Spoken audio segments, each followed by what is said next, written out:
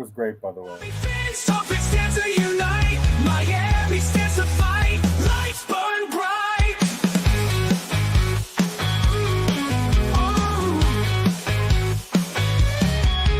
From the water they rise, fins cut the air. Storming fields. Good evening, Dolphin fans, and welcome to the Fins Talk postgame show, where we react live to the Dolphins shrinking on prime time in front of the national media, the national crowd. They fall to the Ravens and fall to 2-7 on the season, 6-28, or if Evan would say it, 28-6. Baltimore winning the game. I'm Bobby Fins Talk, joined by my Canadian brother from another mother, Finn Stanza, who seems to be celebrating a loss. That's all right. I don't celebrate losses. Welcome to the show. My goodness. Halloween pack, 9 backgrounds. Interesting. I'll have to take that look after the game, after the show. But welcome you all in there. Thank you for tuning in. Hit that like and subscribe button. The Fins Talk postgame show here on FTSN. We will have Adrian of the Rainy Day Podcast joining us shortly. Alex of East 10th Street Boys, my brother, and of course Mike Brown coming in who just watched the game in Miami, was there at the stadium, traveled to Disney World, got tickets to go see the game, and so he will be joining us once he gets back from the hotel. We know he will be in a mood. Bobby is the only man that could talk me off a ledge. It's gonna be hard tonight, brother. What's crazy is since I wasn't on pregame, I'm already I got a lot in me here. And I told Tristan asked me what I thought the score was going to be.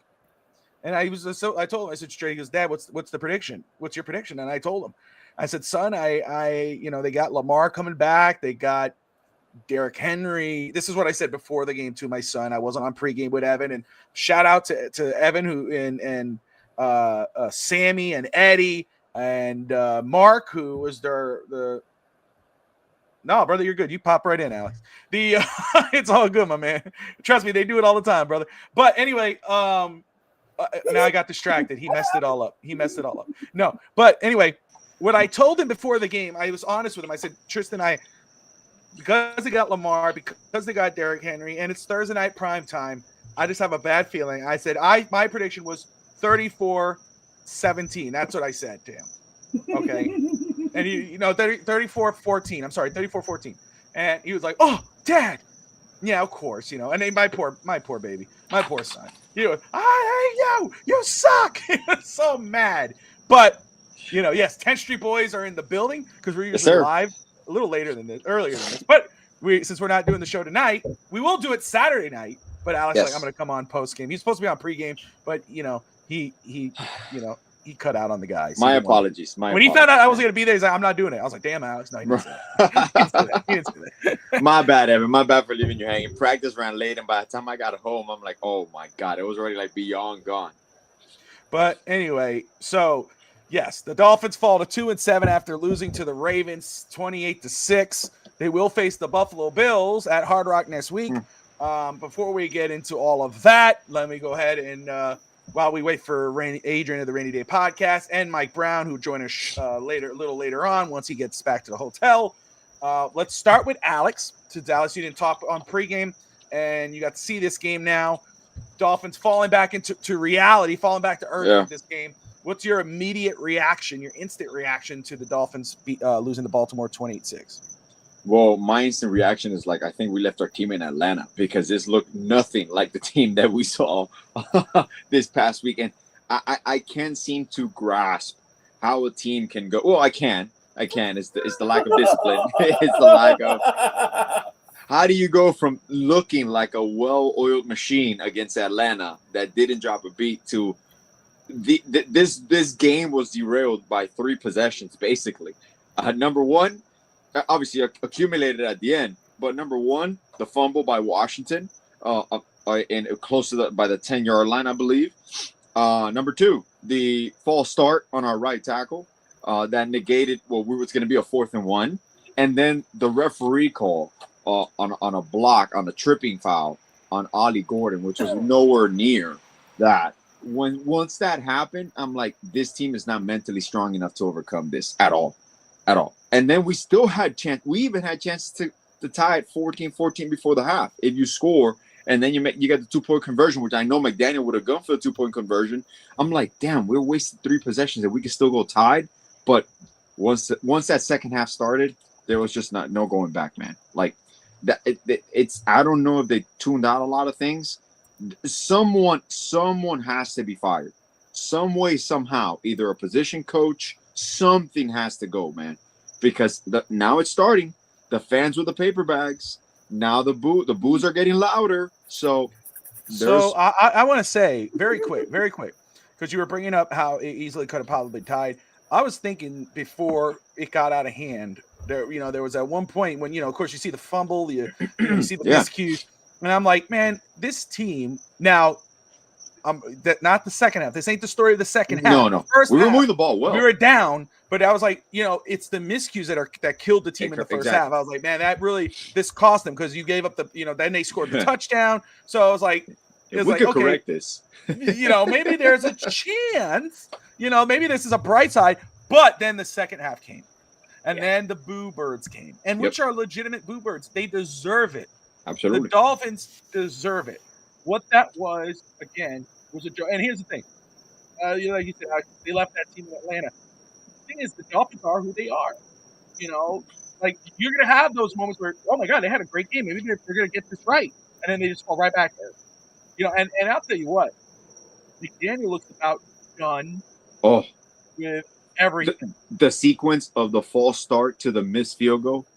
I have never seen McDaniel from the false start. Headset comes off. Cursing galore, the missed field goal, he turns around and he looks directly at the offensive line. It's like at that point, I can feel for that because that is McDaniel is responsible for this, but that's not his fault. The fumble, that's not his fault. Like it's his fault. The fumble's his fault too. Okay.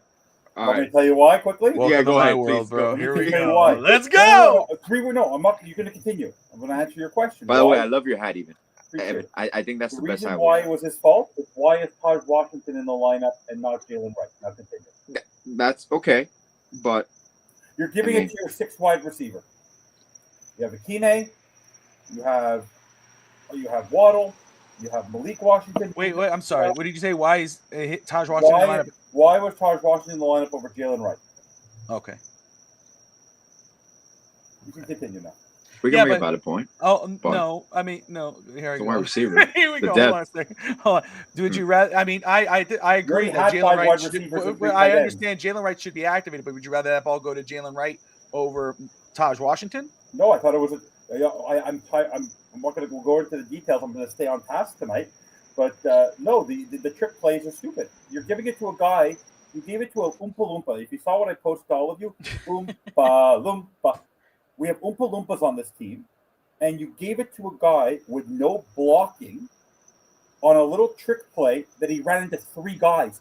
Go look at the play. There wasn't one Miami Dolphin in earshot of Taj Washington. You're asking a guy who's 5'6", 5'7" at the most to run into a play where he's hardly ever done it before. He's had like 2 touches all season and into 3 Baltimore Raven players. That's a poor play call to begin with because where's the block? Where's the support for Taj Washington on that play? That's on scheme. But continue. Stay on task, Evan. But I answered your question. Yeah, it was on McDaniel. I put that on McDaniel. And by the way, I thought he was great today. I thought he was phenomenal. He was. Yeah, he was. He was phenomenal. He finally, he was phenomenal. He was phenomenally bad. It's okay. He was phenomenally bad. That would be a perfect way to describe our team. We're phenomenally bad. We don't usually suck. But buddy, Dave, what are the 5 rules of Mr. Pumford in physical science class? That was one of them. Stay on task. That's how I remember. The 5 rules, Dave. The 5 rules. Continue, Alex. Caught intentional ground. Man, it's... He doesn't know what intentional grounding is. Oh. I don't comprehend He's a moron. how we can look like a functional team because aside from the miscues in the first half, you're thinking Dolphins could be up 21-14, 21-7, because we gave up 14, but the first one, that's not really on the defense. If they get the ball, they got to defend the football at the 5-yard line. Like that, come on. Which, by the way, I think there should be some sort of asterisk there. That should not be a defensive, or like, for example, when there's like a pick six, why does that count against points on your defense in fantasy football? Your defense was not on the field for that. Like, it should be like in baseball, like an unearned run. Like, that's where I think that there should be some assessments here. And I just went on a little mini fantasy football rant because it really pisses me off. If your quarterback throws a pick six and you have the opposition defense, or your defense, like, you should not be penalized for that, okay? My quarterback threw the pick six, not my defense. Not your defense. So it couldn't purposely throw the ball intentionally to the ground. It ended We'll up have to ask a throw. now. We'll have to ask Josh Kimmel and Justin. They'll know What? why that's like that. No, it Yeah, is like that. That's my thing. It shouldn't be like that. We have to make some changes to this at all. If you throw a pick six, the defense not even on the floor on the field, man. What's going on? Anyway, and you already went on your little mini rant, but yeah, man. What was your prediction before the game? I'm pretty sure you picked Baltimore to win. I thought they were going to disappoint me and win 28. Did you pick Miami to win? 28-27. Wow. You picked Miami. Wow. I took Miami just because I thought they brutalized me. But I want to just clarify something. I said something on the post-game show, which is what came true tonight. The Falcons lost to the Dolphins. The Dolphins didn't beat the Falcons. What I meant when I said that was, if you look at the history of the way that the Falcons have been playing, they lose to bad teams, right? The Dolphins came home, and this is exactly what I want to see on prime time. They have to get embarrassed. I don't want them to get embarrassed, but they have to get embarrassed. That's what's going to cause the firing. They have firing. to get embarrassed. They have to get a home game being 2-6, not when they're 0-2, not when they're 0-1, but literally, it's Thursday night football. We have histories of wonderful moments of the Cam Wake safety and all this. They started off the game perfectly. The defense was great. In the third quarter, go look at their stats in the third and fourth quarter, the defense quit. The defense quit on their coach. They quit on Tua. And they quit on this team. The only person who deserves to basically show up tomorrow for work is Devon Achane and maybe Jalen Waddle. Everyone else could go home. Because if we talk about the stats after, I'm going to read some of the defensive stats. It's pathetic. Tonight was a reaffirmation for me, and that's why I'm laughing. I watched this game, and Bobby, you know this as long as you've known me. I go on rants, and I go up and down. I sit and watch these football games with no emotion because I'm basically at that point where I've come to the conclusion, and I've already put it in my mind, that this team sucks. This team is awful. I want them to be good, but I can't get away from the inconsistency. Remember, they converted me from a full bandwagoner in 2022 to now 2025, 2024, to a complete, utter dumpster fire of a team. And I've been calling for it. And as much we should have a timeline, Evan, of your show. You're just going down. The thing is about McDaniel, I liked his reaction to when Boren made that mistake. The problem with the Boren mistake is the fact that Mike McDaniel continued to allow Larry Borum to play that position. Everyone knew how poor he was when he was signed, and you have Kendall Lamb. The guy continues to make boneheaded mistakes. Jonah Savanaia gets pushed into 2 on a regular basis. Riley Patterson was probably stressed by that moment because if I'm Riley Patterson, I'm put in a moment where I can't believe that I wasn't going. He actually didn't probably have time to go prepare to kick because he thought that was going to be a 4th down. I think that's why he missed it because he got rushed. Mm-hmm. The team between the Taj Washington poor play call, between the actual 4th and 1 play of going offside, missed field goal, the tripping call was awful. But come on, the 4th and 2 with Devon Achane against Kyle Hamilton. How does Tua not read that? And how many times have we said don't throw fades to Oompa Loompas? What kind of 4th down play call is that from Tua and from McDaniel? The team basically kept on shooting itself in the foot. The Ravens had nothing. Go look at the stats in the first half. Yeah, they had nothing. We're down and we were dominating on the time of possession, first down, Yeah. everything. Yardage, We, everything. we had the ball, and by the way, when running game was actually working, so we had the ball at their 29, and he threw the ball 3 times. He threw the ball 3 times on the Ravens 29. The mistakes, the discipline. Mike McDaniel, it could be a very good coach. The problem is that his regression is completely laughable. The number of times they've been in games this season between the Patriots, between the Chargers, between the Panthers, every game they've been in so many games, but his offense craps the bed. Even when Tua was trying to throw another, why was Taj Washington still on the field? Nick Westbrook-Akine dropping balls. Like Lamar Jackson was rusty, and you gave him the chance to get hot. Derrick Henry had 20-something yards in the first half, and then he went off. It's because the defense quit. People say, well, did no one quit on McDaniel? No, they didn't quit on themselves.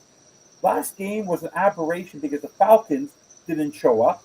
Penix wasn't there. Drake London wasn't there. For me, this game was a reaffirmation of what I've been saying since game one. The fact that people brought paper bags, they brought them down, they put them on their head to vomit. And what I don't understand is the fact that people, I said this last year and I made this commitment. And I told you, if they fire McDaniel tomorrow, the moment they fire McDaniel, within an hour of him getting fired, there will be a tweet with me with the sign, with the receipt crossed off with the price that I bought my Devon Achane jersey. That will be my first Miami Dolphins purchase because that guy is basically being. I feel so bad for this kid. He is so talented, so good, and he has to play with this. Tua is not a quarterback in the NFL. He continues to make boneheaded mistakes. Doesn't know what intentional grounding is. Can I ask you a question? How do you not throw a Hail Mary at the end of the half? That's to me, that's bad. He can't get it down the field. Or he's confused. I don't understand it. And we can blame all the stuff. In the end, you can't change the players. All you can do is change the structure. And you know what I love? How is it possible that Chris Greer, the last two images, Bobby, how is it the last two images that we get of Chris Greer on primetime games is half his face or literally with the light behind him, like the headless horseman? Like, how is that possible? And then you see, Mike, why do they need binoculars? Just Stephen Ross and Tom Garfunkel and Tom Garfunkel's son and Dan Marino, do they all need binoculars to see what's obvious to all of us? And when I said on the pregame show that Mike McDaniel may have been using X to figure out what his play call should be for the game in Atlanta, he probably did. But the problem I had right now, and I got into a bit of a tussle with Brett on the chat when we were chatting. Oh, he didn't think Jalen Wright was good. But look what happens. You lost Ollie Gordon. You were still sort of in that game, and you lost your power back. You were left with one running back. No Alec Ingold, no Jeff Wilson. No, that was an absolute. That was a big mistake. Miscue by the Dolphins. Yeah. You know how you go in the game with two running backs, and then Ollie goes down or has to come out. Now you're stuck with Achane. It just didn't make any sense. And you could think, and again, Brett could be absolutely right, and he say to Jalen Wright if he believes Jalen Wright's not very good. But the fact of the matter is, you don't go into a game with two backs. You don't go into you set yourself up for failure because what if then you hurt Devon Achane? Then who's running your ball? Malik Washington? Taj? It would be Malik. It would. It would be Malik. Man, I don't know. Well, anyway, let's get somebody who was live at the game because we heard it. I wonder how loud it was there. According, because we heard the boos here. So and we all heard it. It was loud. It was you saw the paper bags. He was really first off talking about Mike, the Hebrew Hammer Brown. Beer Sports and whatever. He'll be joining us. He is on a great trip in Florida. I'm glad he got to go. I'm sorry how it turned out. But I know he was on FinTalk today. He was going to town and he was happy last week. So I wonder what he's feeling right now. Let's bring in Mike Brown and get those vibes. Here we go. Mike, what's up, my brother? You were at the game, 28-6. Miami falls to Baltimore. How you feeling right now, brother? So got the club wristband in case anybody needs evidence that I was there. And Stanza, mazel tov to you for being you. Can Ross pronounce his Judaism? Should Ross pronounce his Judaism? I feel like he doesn't deserve to be Jewish anymore. Yeah, Mani Sanach, Halayla Chazeh. I don't know. Dayenu, Jesus Christ. So, first of all, absolute pleasure to be here with y'all. This was tough. This was a tough game. It's so funny, Bobby, because like you and I talked about this team being just a few plays away. Same thing tonight, right? Like they got their ass kicked in the second half, but in that first half, they were a couple plays away. Like the missed field goal, the end of the first half, not being aggressive enough with Tua. Mhm. Again, it's comical to me because they went against what worked in Atlanta. Run the damn ball. Like, I'm sorry. Like, this is so easy. Run the damn ball. Like, oh, here, I'm Tua. Here's the ball. Ollie Gordon. Oh, Devon Achane. Oh, run the ball. Like, and yes, tonight I can attest there were boo birds out there. Our seats were first row behind the Ravens bench. Lots of Ravens fans. Lamar's overrated. I'll say that on this show. Saw him play live multiple times. He's overrated. Would I take him on this team 100%? He's never going to win a Super Bowl. Derrick Henry, great running back. They're the third best team in the AFC at best, even when healthy. So they beat our ass tonight. The Dolphins are frauds with this roster. I think what happened in Atlanta was fraudulent after what we saw tonight because you have a head coach and a quarterback combination that doesn't stick with what works because they want to do what's sexy. They want to do the reverses. They want to do all these different things. And it sucks, man. I mean, crowd was good tonight. A lot of Ravens fans. But,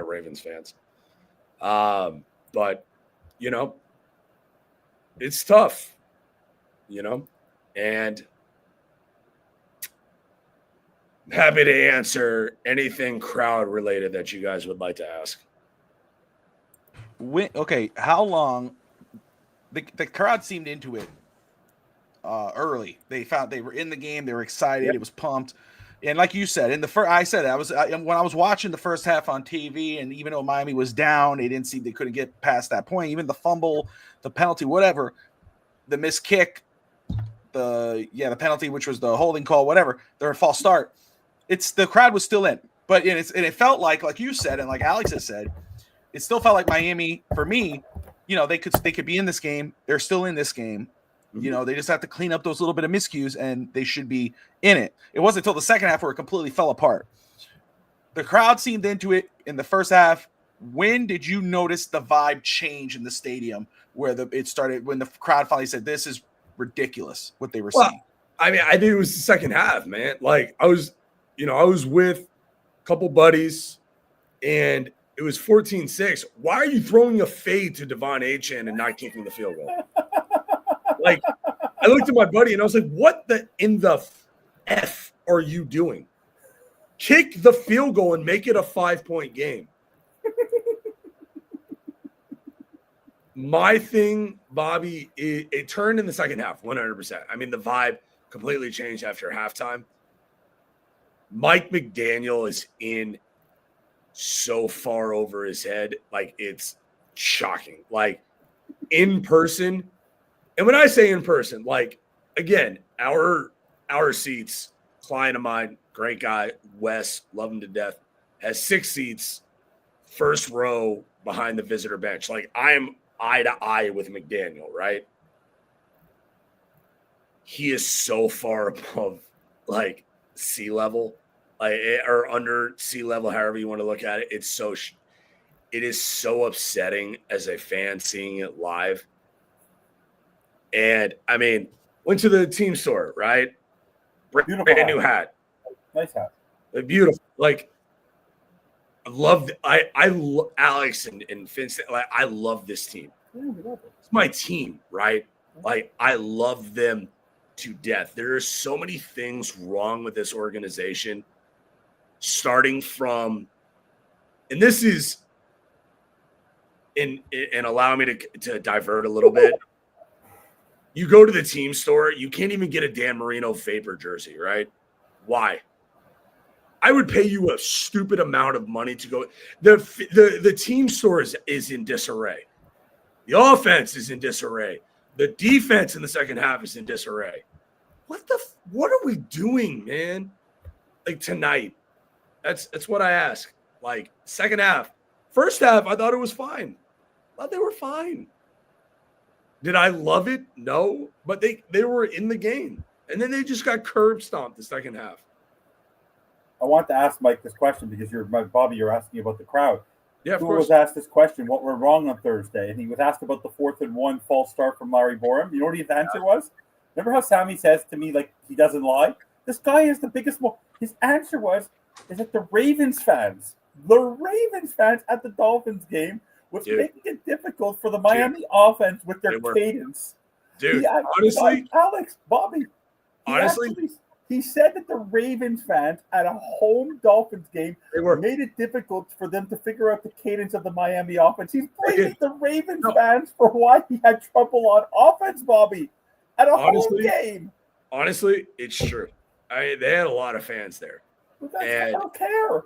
You're a quarterback. I mean, the bottom line, our quarterback sucks.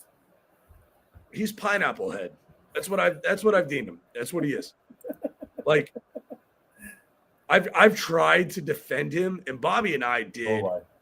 A show. What was it? Saturday. Sorry, the days are kind of blending together. Saturday. I think it was Saturday. I mean, we did an hour and a half, right? Yeah. Where you guys did a great job. Thank you so much. But it was all unscripted, and we were just talking Dolphins, right? And we covered so much. And what we both came to the conclusion of is Tua is not the guy. He just isn't. For one reason or another, I don't care what conclusion you come to, he's not the guy. And we talked about Mendoza. Like, we talked about multiple different guys. And Bobby asked me, he's like, do you think he's the guy? I said, I don't know.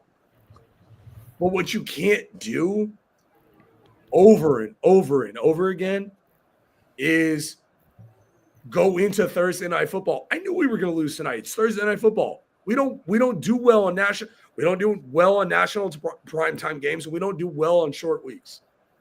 It's time to move on. And what do you do now?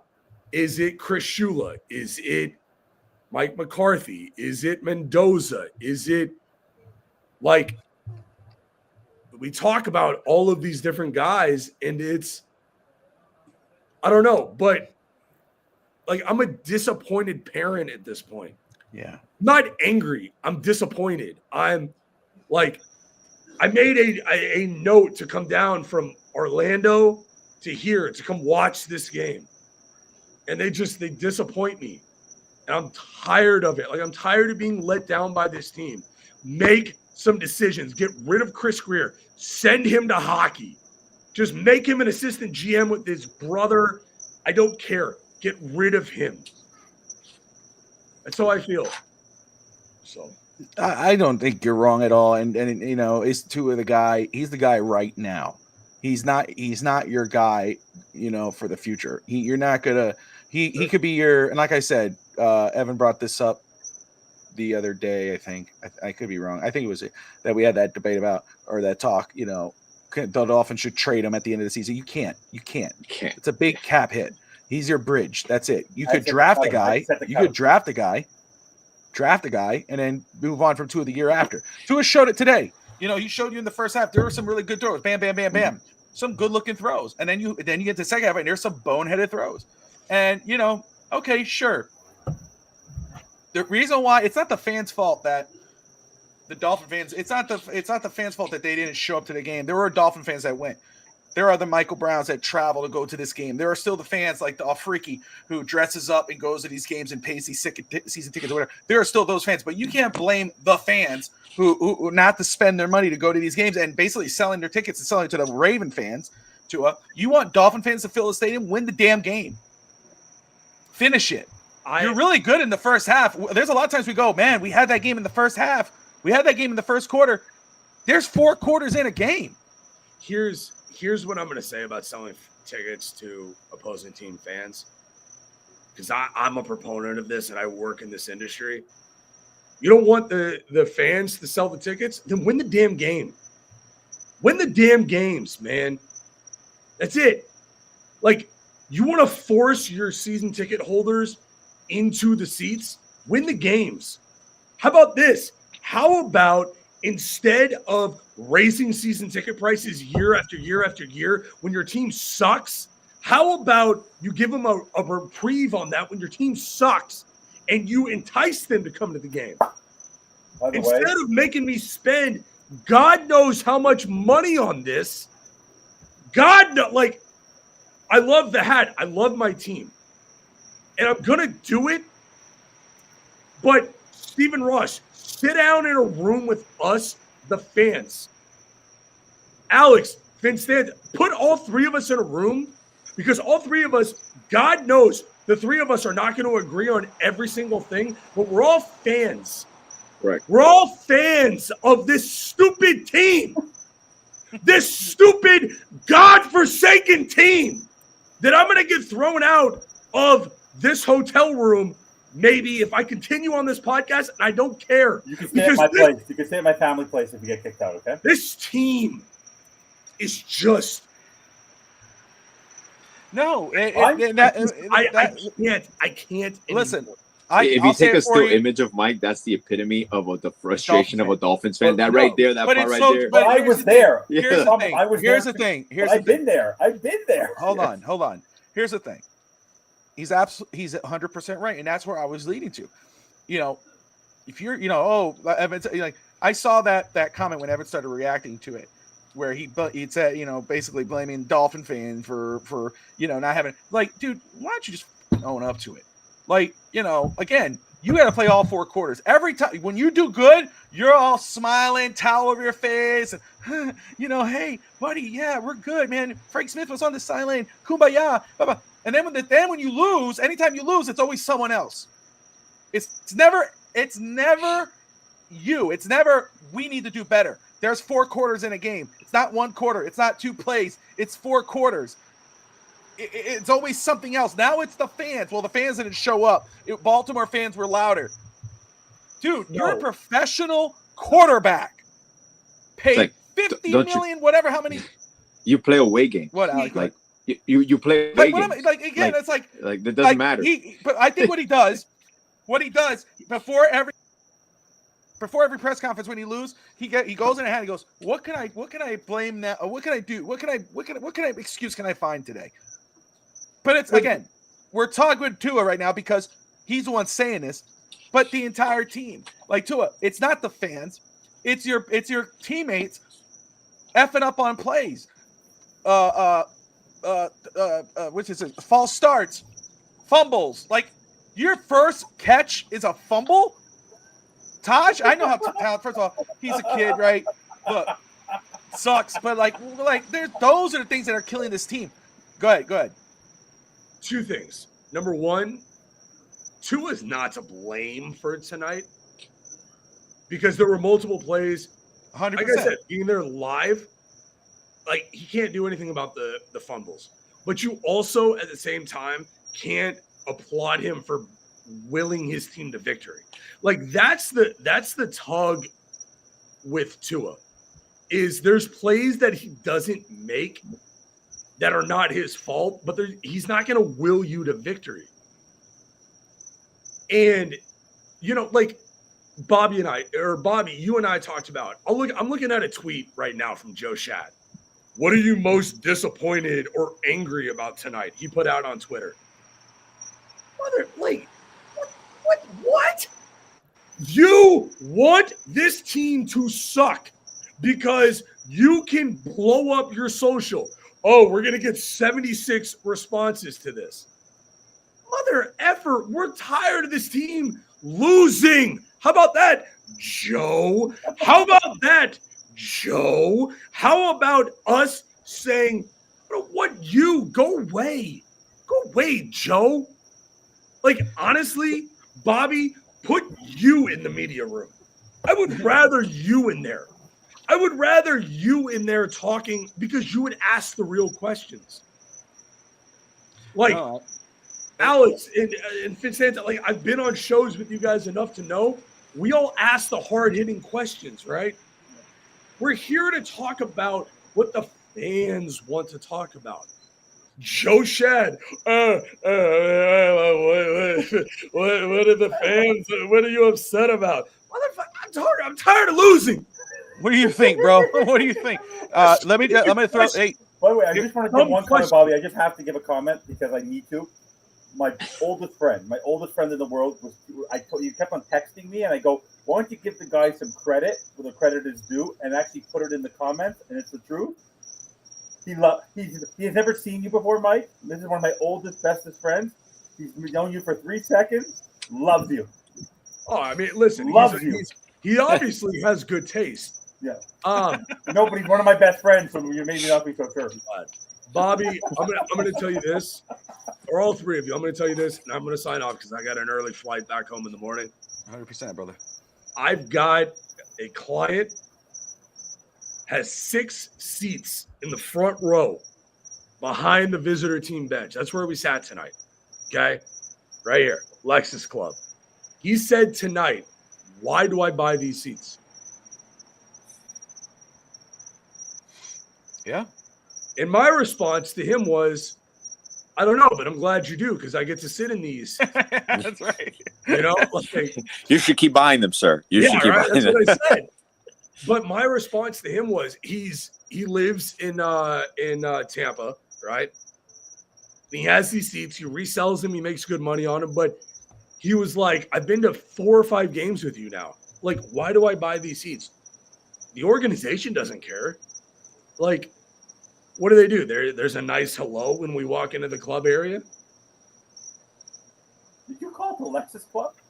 Lexus Club? Yeah. Bobby, I gotta go. I gotta go call my car broker. I drive a Lexus. I can't drive a car that's associated with the Miami Dolphins. I want to say this very quick because Mike's about to bounce. I want to say this very quick. Because I just know I love his reactions. I want to get his reaction on this, and then you guys can follow up. And then Mike, if you want to bounce, you bounce. But Jordan Brooks on the loss tonight to the Ravens, I felt like we played well defensively. Turnovers, that kills you.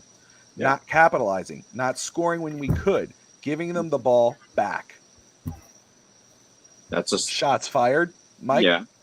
I mean, and then Alex, you follow with it. This team, and I have not missed a minute of any game of this season, whether it be in person now or watching the games. They were right there in New England. Buffalo, if Sealer doesn't have that stupid penalty, they're in that game. The Chargers game, they were right there.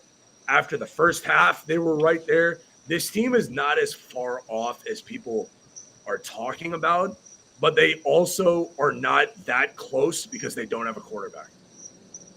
Like, Tua's not that guy. I'm sorry. I've seen enough.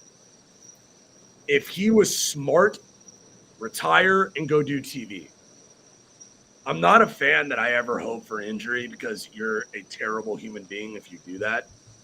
But I hope for his sake he walks away from the game and the Dolphins can move on from him. That's what I hope. I hope because tonight, when you're there in person, it's different than watching on TV. I want Gatorade jugs turned over. I want benches flipped over by my quarterback. Like, I want some emotion. I want some, what in the F are you doing on this play? 4th and 1, you're going to have a false start. What the hell is the matter with you? What in God's name are you doing? Call the play. You know the play. Run the play. Like, love Mike. Listen, I love you. I love it's now, what is it, Friday? I turn 35, I guess, tomorrow now, right? November 1st, born 1990. They have not won a playoff game. They've won one playoff game in my life. I don't want to hear about incremental changes.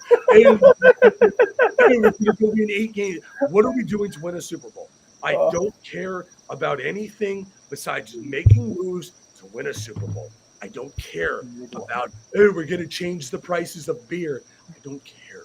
I don't care about any of that, Bobby Vinstanza. And I don't care. Make changes. And look, when I fly home tomorrow or today or whatever the hell day it is, I'm wearing my colors because I love this team. I love the Miami Dolphins. I don't love Tua. I don't love Waddle. I don't love Achane. I don't love the players. I love the organization. Fix it. Dear God, change whatever you need to do to go win a Super Bowl. 100%. 100%. I love you guys very much. Thank you for having me on the. Appreciate you, Mike. You Safe too, man. Have a travels, safe brother. flight, Mike. All right, man. Talk to you soon, later. brother. Appreciate you, it, man. It's Mike Brown of the Beer Sports and Whatever podcast. Appreciate my brother joining us in Miami, traveling from Texas to see the Dolphins. Well, he was doing other stuff, but he went to go see the Dolphins. God bless him for doing that. So anyway, self-imposed torture for all of us because we'd all do it too if we could. So anyway, I was just reading, by the way. Go ahead, Alex. You've been. I know you've been quiet. No. I just read a statement that Stephen Ross left the game before the game was over. That is very telling. For an owner just to get up and leave before your game is over. Usually you go to the locker room, even if it's a loss. You speak to your head coach at times. So I just don't know. I don't know what is the point, because I understand the aftermath of Atlanta. There's hope there, so it kind of justifies. No, for the fans it does. For the fans it justifies why Ross wanted to wait. Alex, you're a homer. We know that you're more positive three. You actually had hope after that game. You really did. Well, I had hope that it would turn around because it was the most balanced attack that we had. The offense was flowing. The defense was improving. I understand they were missing, obviously, Michael Penix. They were missing Drake London. But they did capitalize and stop Bijan Robinson. So I'm like, okay, maybe they're getting – because to me, always from the beginning, the defense to me was always going to be out of whack because the players were signed right before the season. So I'm like, okay, it's going to take some time. And then we've been close in all these games. We've lost them. Obviously, with Tua's decision-making and all that, I'm like, all right, maybe they're turning the corner. And Mike McDaniel looked confident in what he was doing. I thought it was his best game calling plays, realistically, since he's been with us. Well, this season, because he's had better games where we're being more successful and more execution. And being realistic, I'm like, okay, I know the offensive line, the right side of the offensive line is hurt. If we have a healthier offensive line, does this look different? Because Achane is running like crazy still, even with the O-line being hurt. So I'm like, there's talent here, okay? Tyreek Hill doesn't get hurt. What does that do for our team? Like, you always go through these scenarios because in a season, in any professional sport, there is no season that a player goes unharmed or things don't go as planned. It's impossible. But great teams find a way. Like, the Chiefs look completely lost for the first 2 games. They find a way. But once again, that's organizational stability. That's a head coach with experience. So at a given moment, there has to be a decision made, even in season. I know Stephen Ross probably doesn't want to do any changes within season, but the trade deadline is next Tuesday, correct? Or the following Tuesday? It's next Tuesday. This Tuesday. There's decisions that need to be made, and there are contenders that will pay prime price for certain positions of needs. So, I mean, you're not going to trade Water, you're not going to trade Achane, you can't trade Tua, but there are defensive players that should be moved. Realistically, there's no purpose, there's no point at this. At 2-7, you're not coming back from 2-7. So I want to just clarify, because I appreciate Frozen Fin Fan being on the show. I want every team. I had hope that they would win. I called a win today. I actually said it. I actually called a win. I was the only guy on the network who called the win who was on the show. And I didn't do it for trolling purpose. I actually said I think there's Exactly. You I did don't even do that. Hey, I'm the only optimist here. I chose the No, you no, I want to blind clarify the stack comment. of No, let me caca. clarify the comment. Let me clarify the comment. Okay. And you did. I did this to you once. Remember, we did it. You used to knock me for it. Even if they won today, I looked and I go. Even if they won against Atlanta because of what happened in the previous game, even if they beat Baltimore with a rusty Lamar Jackson, who was rusty at one point in the game, but then we gave it to him in the third quarter. Buffalo's coming. It didn't matter. No matter what you did, you were going to be three. You were going to have your seventh loss before you went to Spain. It didn't matter. The team. The reason why I say they don't because Baltimore is not even on the same level right now as Buffalo. They have Josh Allen. They have James Cook. They're more healthy, and they're going to be pissed after they lose to Kansas City. So for me, the Buffalo was going to come in angry. So for me, there wasn't a shock that they were without Tyreek Hill, with all the injuries you do have, and with Tua the way he's playing. Like the problem for me was this game tonight, whether the Boo Birds came out tonight, and what's hilarious about Ross, because I don't think he's going to fire anybody tomorrow, because I don't think he'll give me that joy. I really don't think he'll give me that joy. Does he really think that it's going to get better with Buffalo coming? If you think tonight was bad at 28-6, but Josh Allen's going to put a 50 burger on you. Like, it's not even going to be close. There's the breaking news right there, Alex. Let us know what just happened.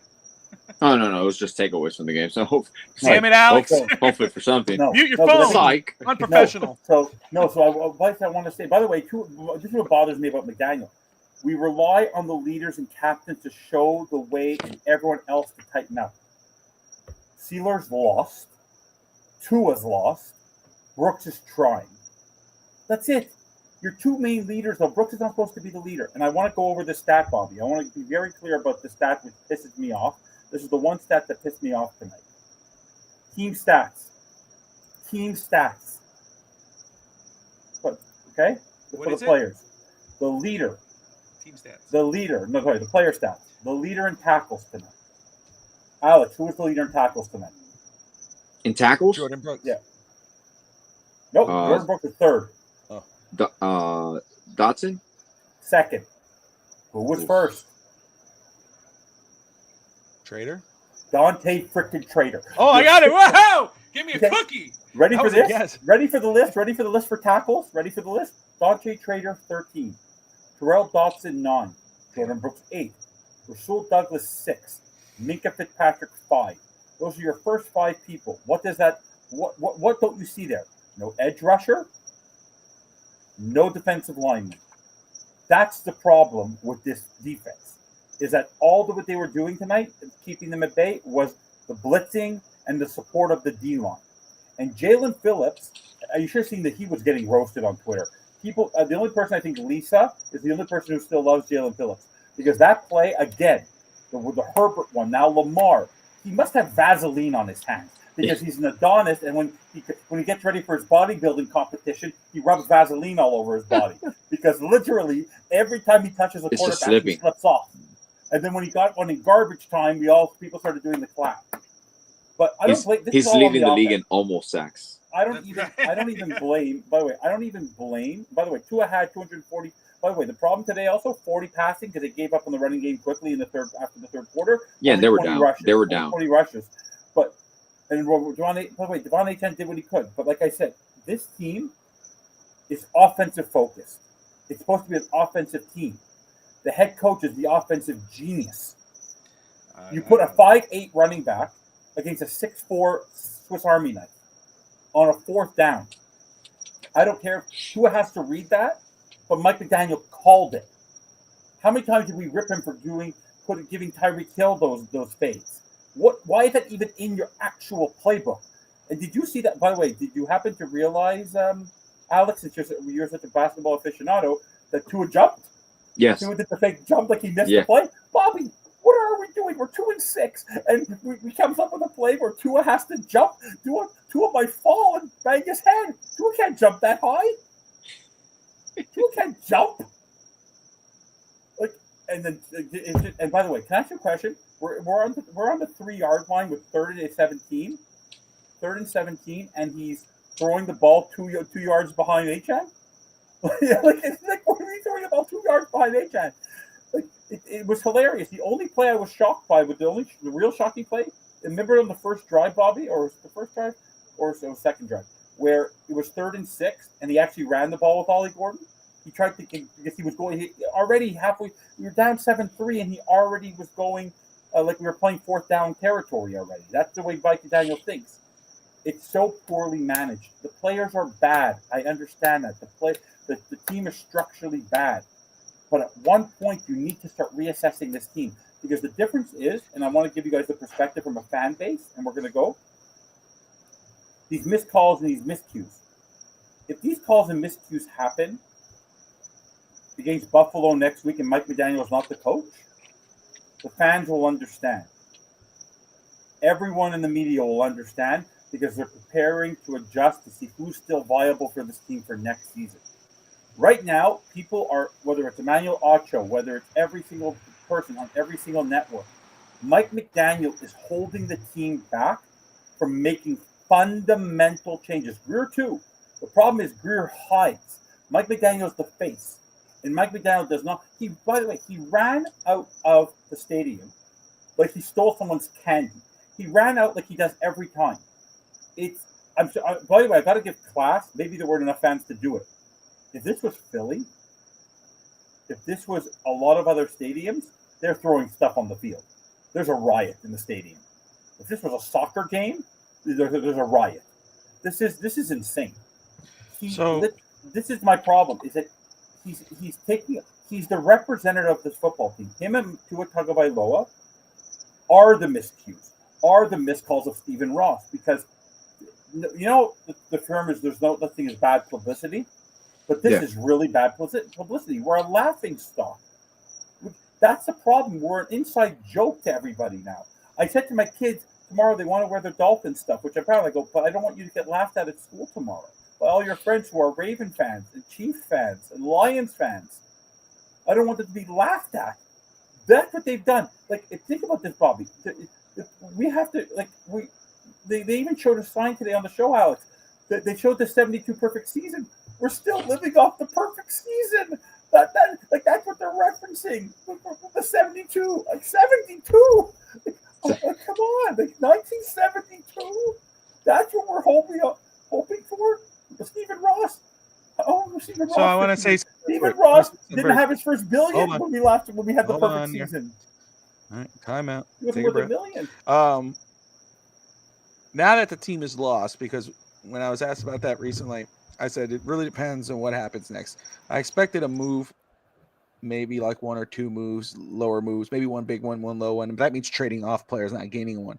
But that was if they won. If they lost, I could see them doing a bigger, maybe cutting off some pieces.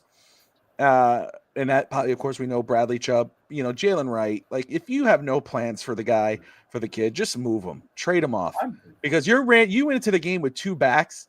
I don't understand how that was what happened. Like, I wasn't on pregame, and shout out to Vincenza and Sammy and Eddie and Mark it was a good show. I really enjoyed listening to it. Sammy looked awesome.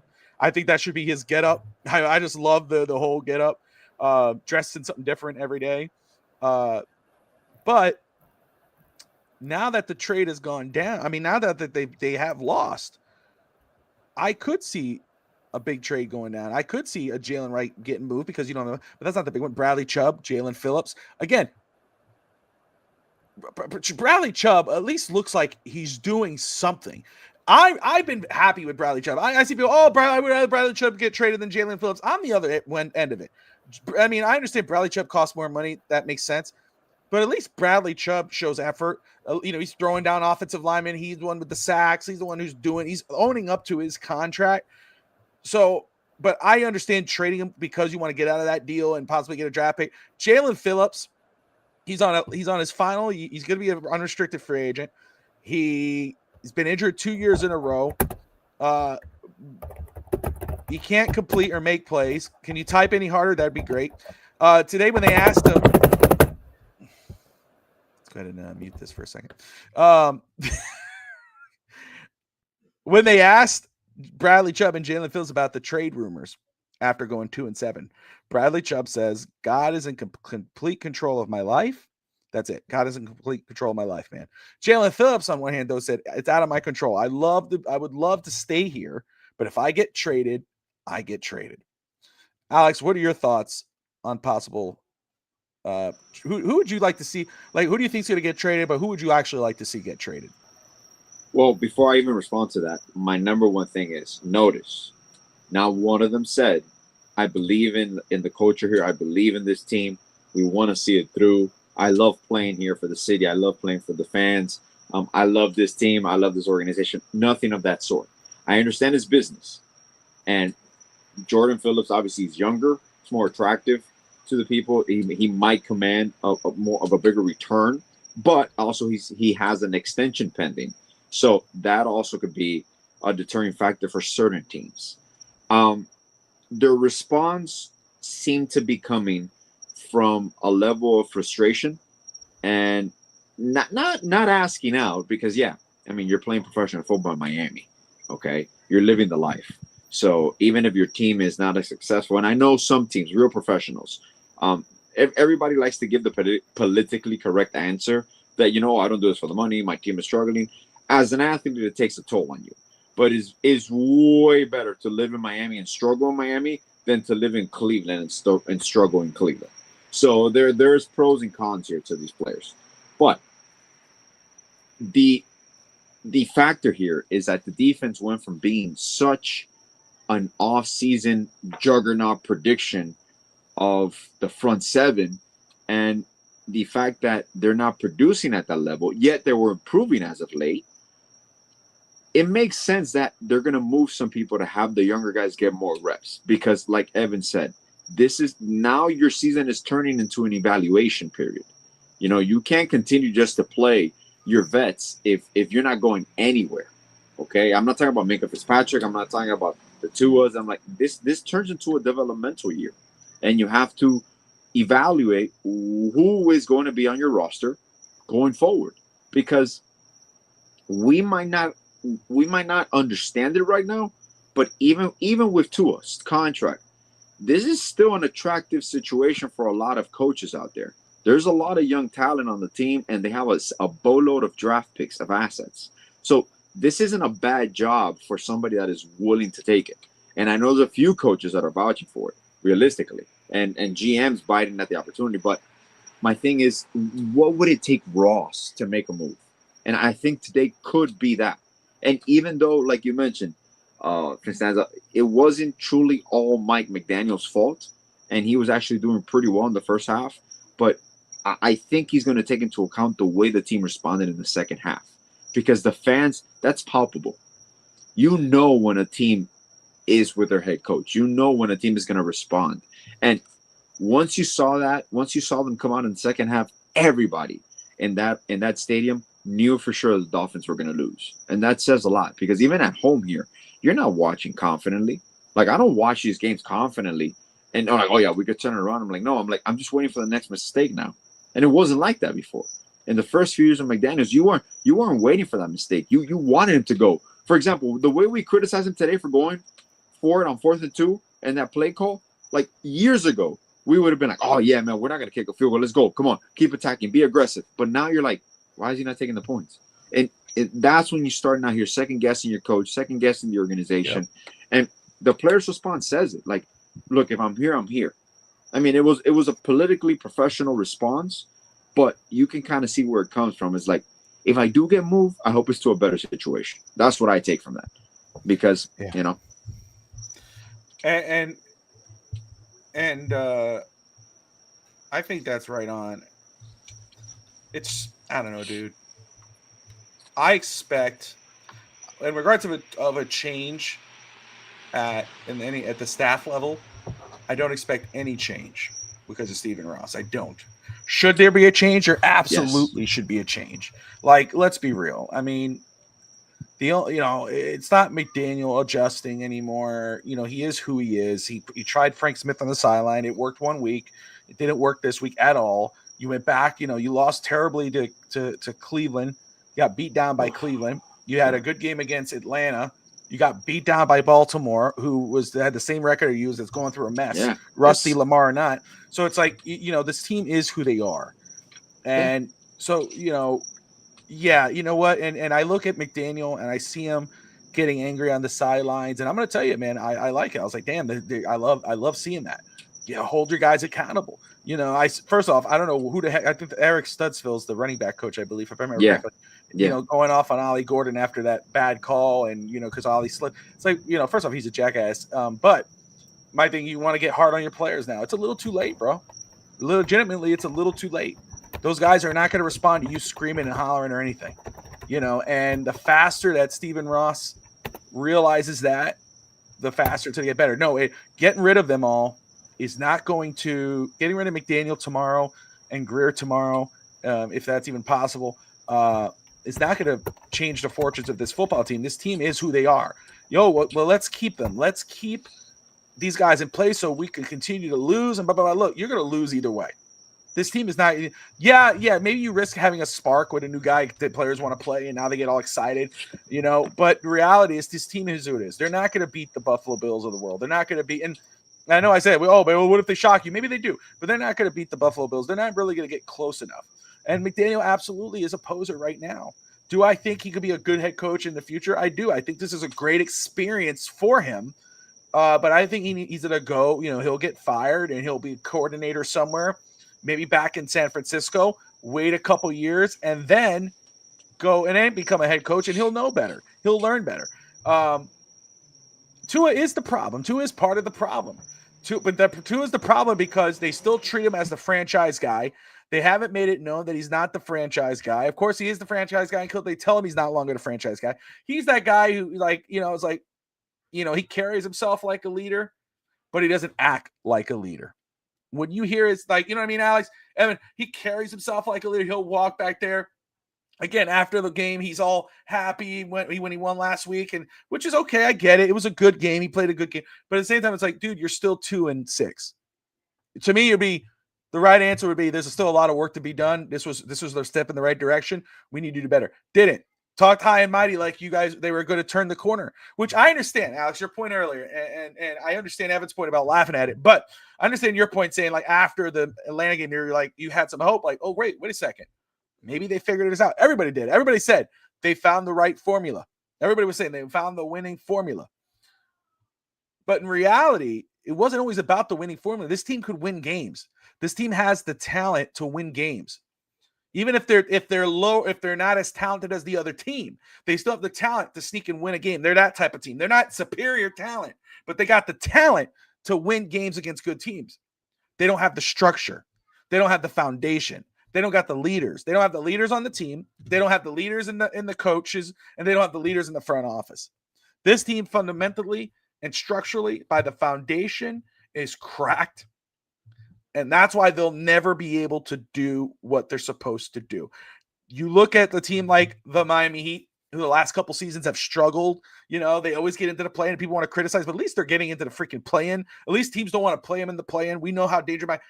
And, you look at this roster this year, and people are saying, and I don't want to strive with it, we'll keep that on East Texas Reports, but I'm just giving an example. You look at this roster, even though they lost tonight, you look, a lot of people before this season was like, oh, the Heat are going to suck. The Heat are going to this, and there's no way to get into the AC. There's no way. Charles Barkley was saying, oh, this guy hit a ceiling. This guy's this guy's that. Man, they got to go get a superstar.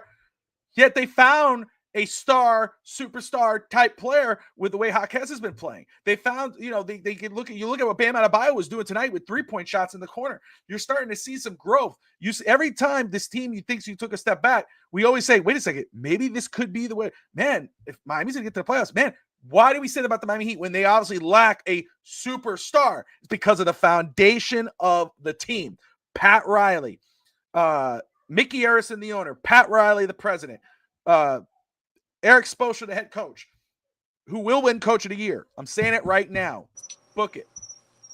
That's what the Dolphins don't have that. So you could sign Tyreek Hills of the world. You could draft the Tuas who can't, whatever, as quarterback. You can do whatever you want. As long as your foundation of your team with Chris Greer leading the way is broken, they will not be consistently successful. And that's what sucks. So yeah, Tua is a problem. He's part of the problem. Yeah, I know it's the crickets. It's a metaphor for my point. It's like, oh, we're not really out. Evan's falling asleep. But Tua is for sure part of the problem. A big part of the problem, Ray.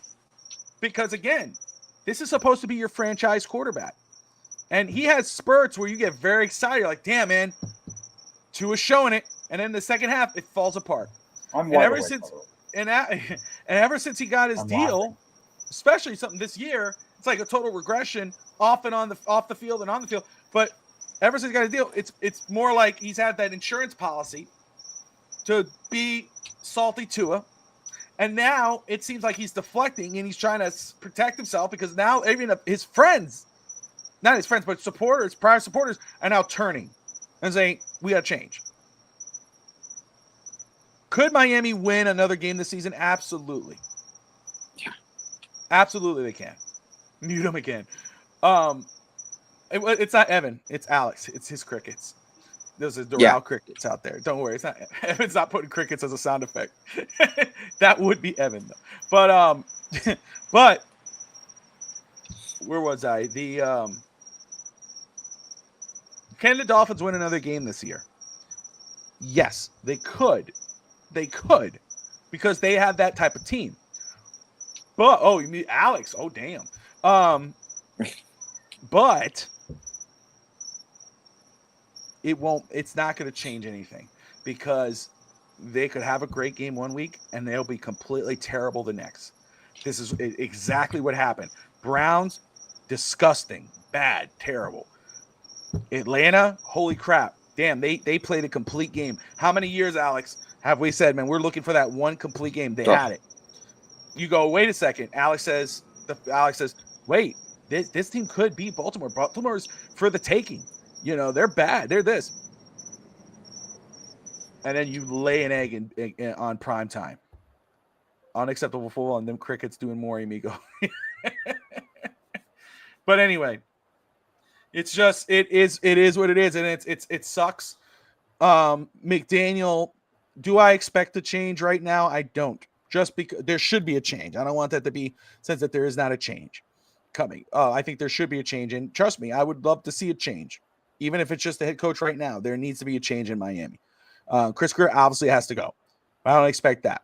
I think I expect a trade before I expect a layoff. But who wouldn't want to wake up tomorrow morning and see Alex text me at 6 a.m.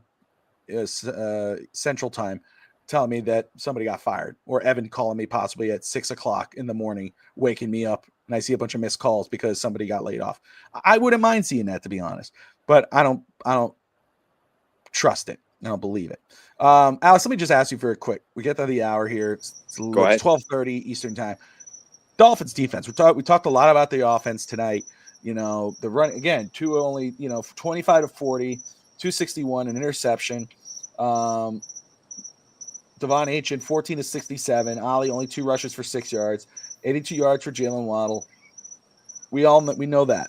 But the defense today. What were your thoughts on Miami's defense today?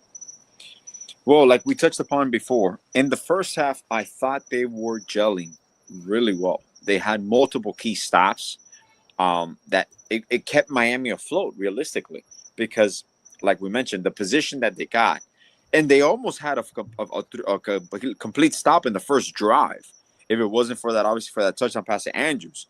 But they stopped them on 3 consecutive runs. That's the part that generally bothers me. When the unit was struggling at the beginning. Now that unit is finally feeling cohesive, that unit is finally feeling productive, now we start having regressions in other areas. And that comment is very important, what they mentioned. I forgot who you said it was that mentioned this, but it's very difficult when they give the ball back and that they can't produce on their end, because the number one thing, like, in baseball is similar in regards to that, but it's because it's the same player playing both offense and defense, hitting and fielding. In basketball, it's a two-way sport as well. Football, you have time to stop, and obviously it's a way more physical sport, but you have time and you got time to catch your breath. You got time to mentally prepare yourself for the next drive. And as a defense, it's very frustrating and flattening that you just get a stop for your team.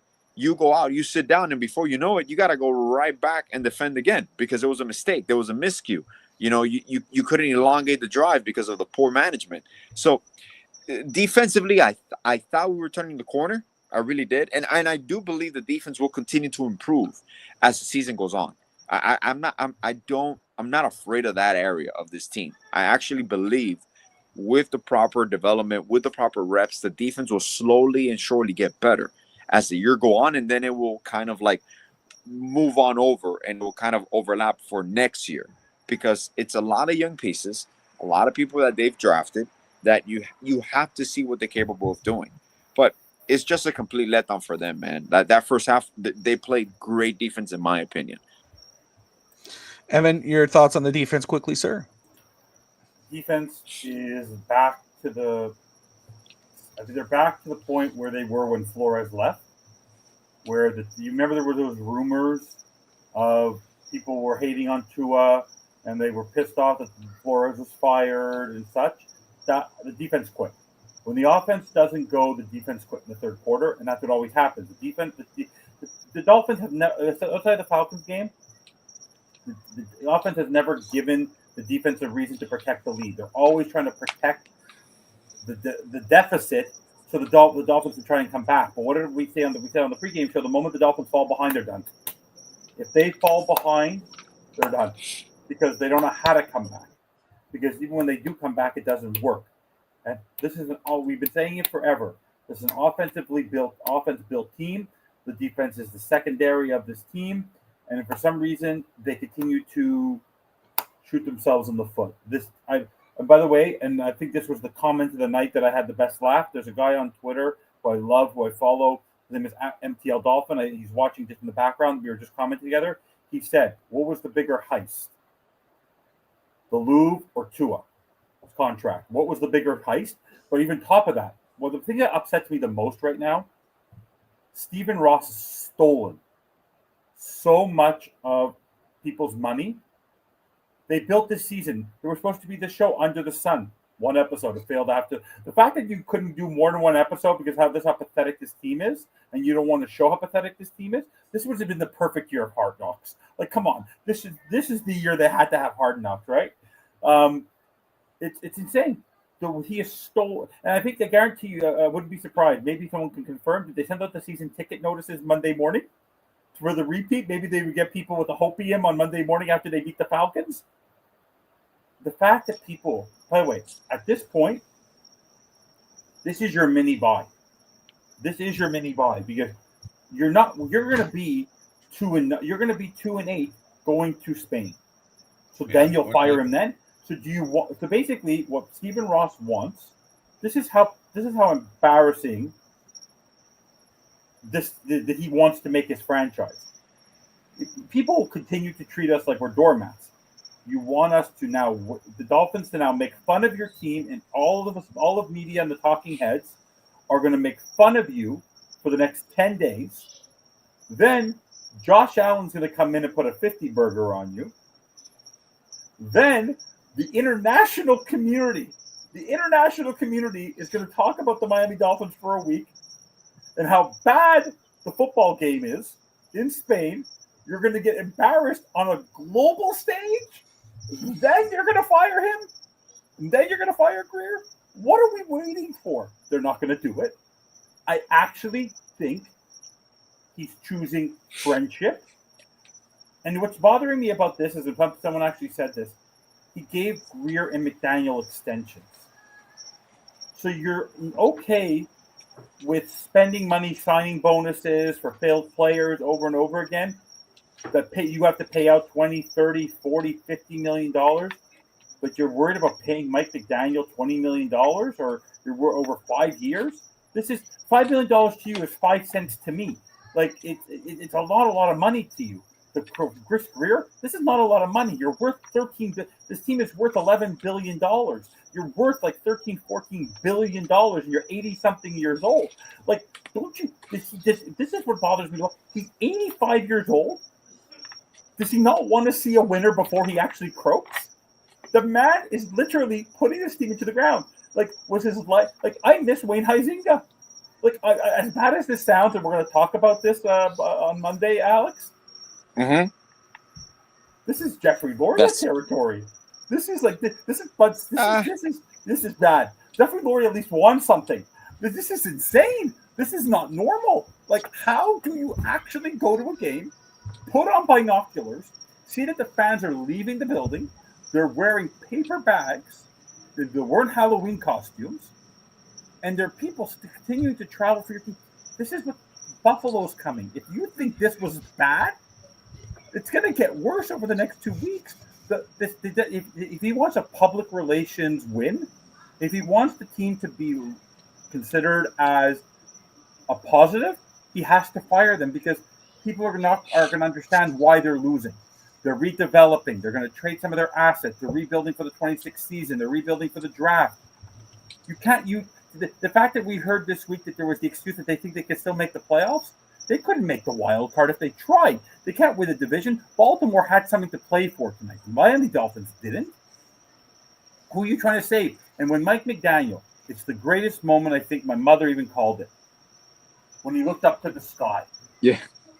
And Omar Kelly, who I don't love some of his stuff because he defends Tua to the hilt, he said, I think Mike McDaniel has run out of plays.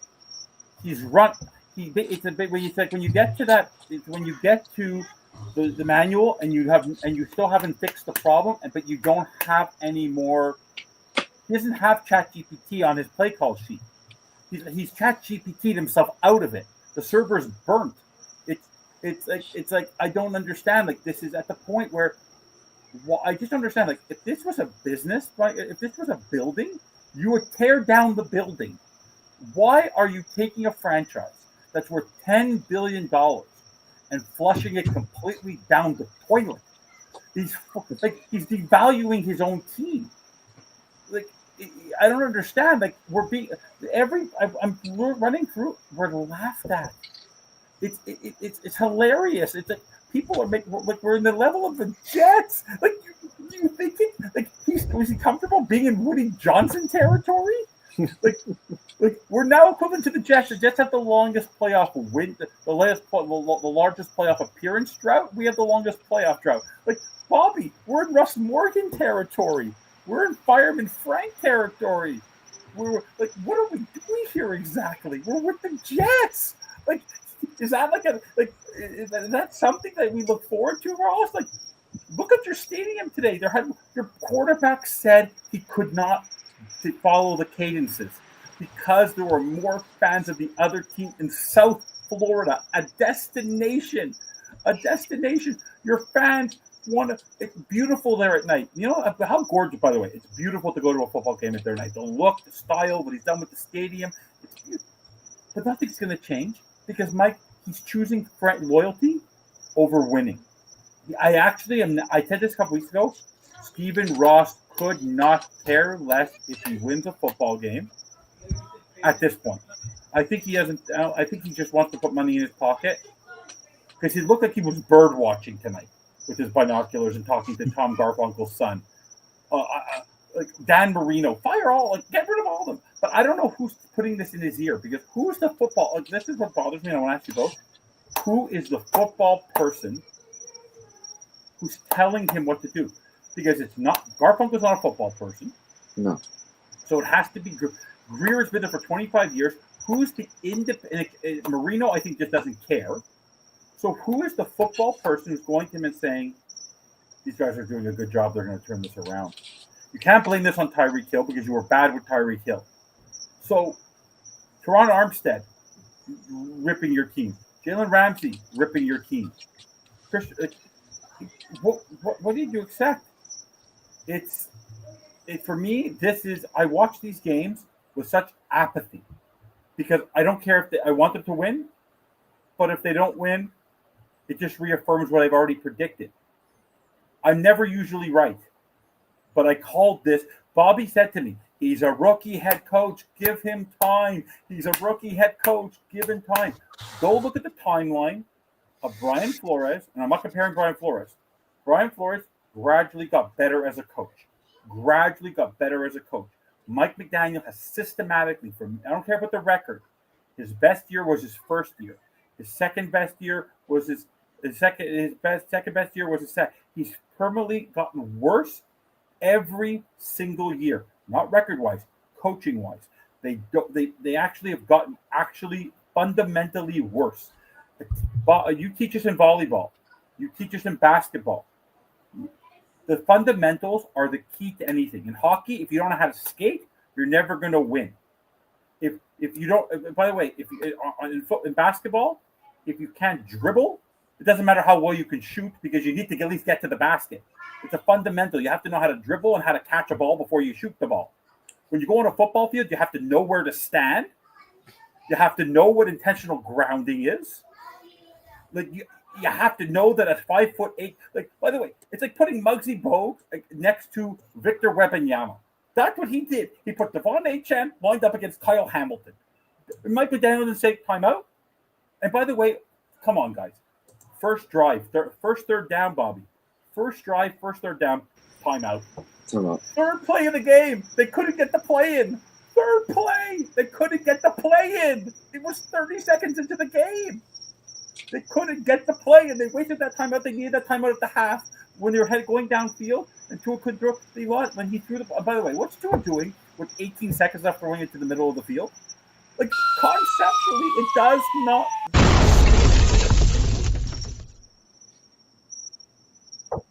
I got me for a second. Okay. In here, by the way, is coffee with my favorite leche. All I gotta say is, I love the pregame. I love coming on postgame. This game did not go the way I wanted. No, but it went as I expected. I will just say, and I don't want to carry it on. I just know it's going to happen though, because I just want to say breaking news. No, because I know who I wanted. Before I know what type of coach I wanted before McDaniel. But just to come to McDaniel's defense for a second, because when Flores was hired, he had that reset. We had low expectations with the Dolphins. We were trading everybody off. We were tanking. We were doing that, and then he did really good, and he got Tua and whatever, and then it kind of fell off. With McDaniel, he didn't have that opportunity. He was not the right coach for this team because they had high expectations for the team. He was a rookie coach who's never done it before. Obviously he was very energetic. His personality won them over. He said, "Hey, I could work with Tua. I could do this." He did. He came in. You could see it right away with getting Tua to happy, and Tua came in energized. They go and they get Tyreek Hill. They go and trade for Jalen Ramsey. They got signed Armstead. Holy crap! Wait a second. What's going to happen? Expectations skyrocket. Instead of saying, "Hey, we're a bad team. We got to give this guy time. We got to grow. Let him build this team. Let him get his own quarterback. Let him draft his own guys. Let's build this chemistry." No, we keep the same general manager. Let's keep the same quarterback because you had the quarterback for 3 to 4 years or whatever it was. So it makes sense to say, "Hey, can you work with our guy who we drafted?" Yes, I could do that. Obviously, it fell off a cliff, But the reason why McDaniel failed was because the Dolphins, Stephen Ross, Chris Greer set McDaniel up for failure. Let's just be real, okay? Yeah, I told you because you're like that for everything. It takes you 2 minutes and you're giving up on something. So yeah, of course I was saying, give him a chance, let him do it. He's a rookie coach, let him build it. But let's be real about expectations here. The fan base, the Dolphins gave McDaniel, his expectations were way too high to be the coach of that football team. So you could sit there and say, "Oh, he's a terrible coach. He's a terrible this." He was set up for failure. Let's just be real. He should be fired. He shouldn't be the coach. He's a coordinator posing as a head coach, but that's on the Miami Dolphins. They wanted that. They should have had this team totally gutted and start from scratch. They didn't do that. That's the type of coach. He could do that because then the young players are gelling to him. The players who are third stringers, second stringers, who you sign off for agency and you're trying to rebuild, then they gel to their coach because they know he's a rookie coach. They're driving with him, whatever. No, what Miami did was like, "Hey, you got to work with this quarterback. He can't stay healthy. He's an average quarterback. He could play really good. I could work with that guy. He's young enough." He did. And guess what? He did bring out the best in Tua. Tua did have a career year with all those guys. His energy was up. He was, besides the slump shoulder Tua, he became salty Tua, and everybody loved it. It worked. Then it started to fall because guess what? You have the Jalen Ramsey of the world. They don't respect somebody like McDaniel. You got the Terran Armsteads, who are the veterans or whatever. They didn't set up McDaniel for success. So, yes, does McDaniel deserve to be fired? He absolutely does. He has to answer for this mess. But let's not pretend the reason why the Dolphins are a fucking laughing stock, forgive me, a laughing stock is because of Mike McDaniel. They're a laughing stock because you still have Chris Greer in there. You still have Tua Tagovailoa as your quarterback, and you still have Stephen Ross as your owner, and Ross ain't changing. I broke my camera. So, decaf, Bobby, decaf. I haven't even had coffee yet. Did you actually break your webcam? No, I froze it. I could just restart it. But we're about to end anyway. Standing very still. You're very talented, man. You're not even breathing. You're taking this mannequin challenge real. Yeah, I know. I'm pretty. By the way, what's the fuck reference we kind of do with the Dolphins? Daniel. I love that. Daniel was gone the whole time. It was that moment he had to come in. By the way, I will say, though, I just want to say something. The one thing I will tell you, this adversity is opportunity nonsense has been an utter failure on Mike McDaniel.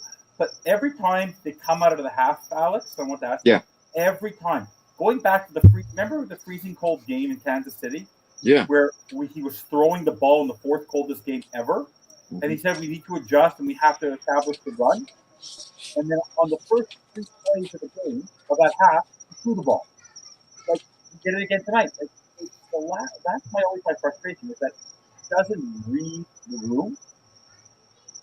And this is what's hilarious about it. Is, like I said, Mike McDaniel was the coach of 2019. Brian Flores was the coach of 2022. They hired the wrong coach at the wrong time. But at the same time, I don't begrudge Mike McDaniel. The problem is that he's not willing to change who he is, right? So as long as he's not willing to change who he is, he's not the right person for this team. Because there was the expectation that, they're going to be able to accomplish something. I guarantee he had the mindset, the opposite of Flores, where you're supposed to lose. He was, even with the team he had this year, Stephen Ross basically said to Chris Greer and Mike McDaniel, you have to win with less. Yeah. And the problem I'm having with Ross is that he said no status quo. Well, this is status quo, and then there's 5,000 pounds of shit, and then there's this is where they're at. Like, they're 2-7. They're 2-7. Like, and this is, and they could potentially be 7-2. You never know. But with a different head coach, like, I got to experience this. I was as a Canadians fan. There was a coach who was fired. There was a coach, we were doing okay, but a coach got fired. The coach got fired, and they fired the coach to go get the coach that they knew would be better for the team at the time, because the guy was the hottest commodity. Last year wasn't going right. Go get Vrabel. When Jim Harbaugh was in Michigan and the team was losing playoff games, go get your guy. What I want the Stephen Ross of 2000 when Sperano was there. Go cheat from. Go get your guy. You know he's not your guy. Like, stop being loyal to your friends. This is a football team. This is a business. Who are you talking about now? I'm talking about the fact that Ross is literally treating this like it's not a business. He's not trying to win. The whole concept of McDaniel is his friendship. And I said, Mike, but you're looking at the wrong thing, though. You keep saying McDaniel. No, we could have got. Listen, we could have got Vrabel, but it ain't gonna matter. You could have fired McDaniel and go get somebody else. You still Chris Greer as your GM. You know what pissed me off the most tonight was Brett. Brett actually said to me, "Keep McDaniel, tear it down, and just get rid of Greer and let McDaniel restart." I go, "Are you insane? You literally want to do another half measure? Are you kidding? The fan base won't accept that. The fan base needs sport. By the way, if they only fire one, they still won't be happy. You have to go scorched earth. The problem is, how do you let Mike McDaniel? By the way, they're not going to fire anybody because he has to fire them tomorrow and let Marvin Allen make trades, or they're not getting rid of anybody because Chris Greer is not going to get rid of anybody. And by the way, if he lets Chris Greer get rid of these people, whether it's Jalen Wright, Jalen Phillips, Bradley Chubb, Greer's here tomorrow. Greer's here next year. Daniel's here next year, and he's going to have an empty stadium. Because the fact of the matter is that I wish every game was a home game now. I wish we had a stretch of home games. We have 2. We have 1 more, and then we go to Spain, and then I think the Saints come to us, I believe. But it's a joke. This right now, as an overall concept, is when I need a laugh, I watch Dolphin games. I watch Dolphin games. I don't watch Seinfeld. I don't watch Curb Your Enthusiasm. I watch Miami Dolphins play football. This I agree with. This right here, with Mhm. Brett's take. I'm gonna no. This is absolutely true and absolutely fair because you said McDaniel. Oh, the Dolphins does this and this and this, and they suck. Well, what's the common denominator? Let's not pretend they just started sucking because Greer of should be McDaniel. fired. I've never said that. No, but again, Greer's the common denominator. I can understand. Fire Greer first and let the new general manager talk with McDaniel, see where his head is, and make that decision. If he says, oh, you know what, we can't work with him, then if he says, you know what, I can work with McDaniel. Let me go get the quarterback that he wants. Let me strip these guys out and let's do it. Then that might be able to work. But I agree that the GM should decide because you fire McDaniel, you keep Greer, and then you decide to let Greer go, or Greer gets another GM, another coach, then it's a joke. Greer's the common denominator. Greer should be fired before anybody. Yes. Before anyone. Yes, but the problem for me is Mike McDaniel the fan base is already turned on him. So If the Dolphins fired Chris Greer tomorrow and McDaniel stayed as head coach, the fan base would be ecstatic because it's the end. The Wicked Witch is dead. They'd be walking down the yellow brick road in South Beach on Dan Marino Boulevard saying, the Wicked Witch is dead. Except for Evan and Cannon going, Daniel's still here. It's like, because come on. What's going to happen is then they'll put Marvin Allen in Chris Greer's role because they won't find a GM tomorrow morning. Someone's going to have to make the trades. And then that person's going to be sort of tied to him. Remember, this is clear as day. This is not false advertising. Chris Greer did not give Mike McDaniel the extension. Stephen Ross gave Mike McDaniel the extension. Stephen Ross is I'm convinced right now that Brian Flores was Chris Greer's person and Mike McDaniel was Stephen Ross's because he's cool and quirky. I know that I would want Chris Greer fired. I'll be happy if Chris Greer is fired. The problem I have is the player, for example, right now, Tua, bench him for a game. You have nothing to lose. I mean, once you bench him, you can't just bring him back. Oh, yes, Once you do it, you can't You can't do that. You can't do it. That would be McDaniel. If McDaniel did that, you can't turn back. But the fans have turned on Tua too. And the reason I want to go back to, you made a comment with me before that I didn't agree with. The reason why I say you have to cut Tua is no team. You have to get rid of the stench. One bad apple spoils the bunch. You cannot go into next season, new head coach, and Tua is not your starter, but he's your 50. The Kirk Cousins situation, Kirk Cousins has not done in the media what Tua's done. He's not gone to the podium. He was not a top draft pick. He started as a backup. Then he did okay in Minnesota, and then with J.J. McCarthy, he got moved on to Atlanta, and it didn't work out. But he's not Tua Tagovailoa, tanked for Tua, picked 5th in the draft.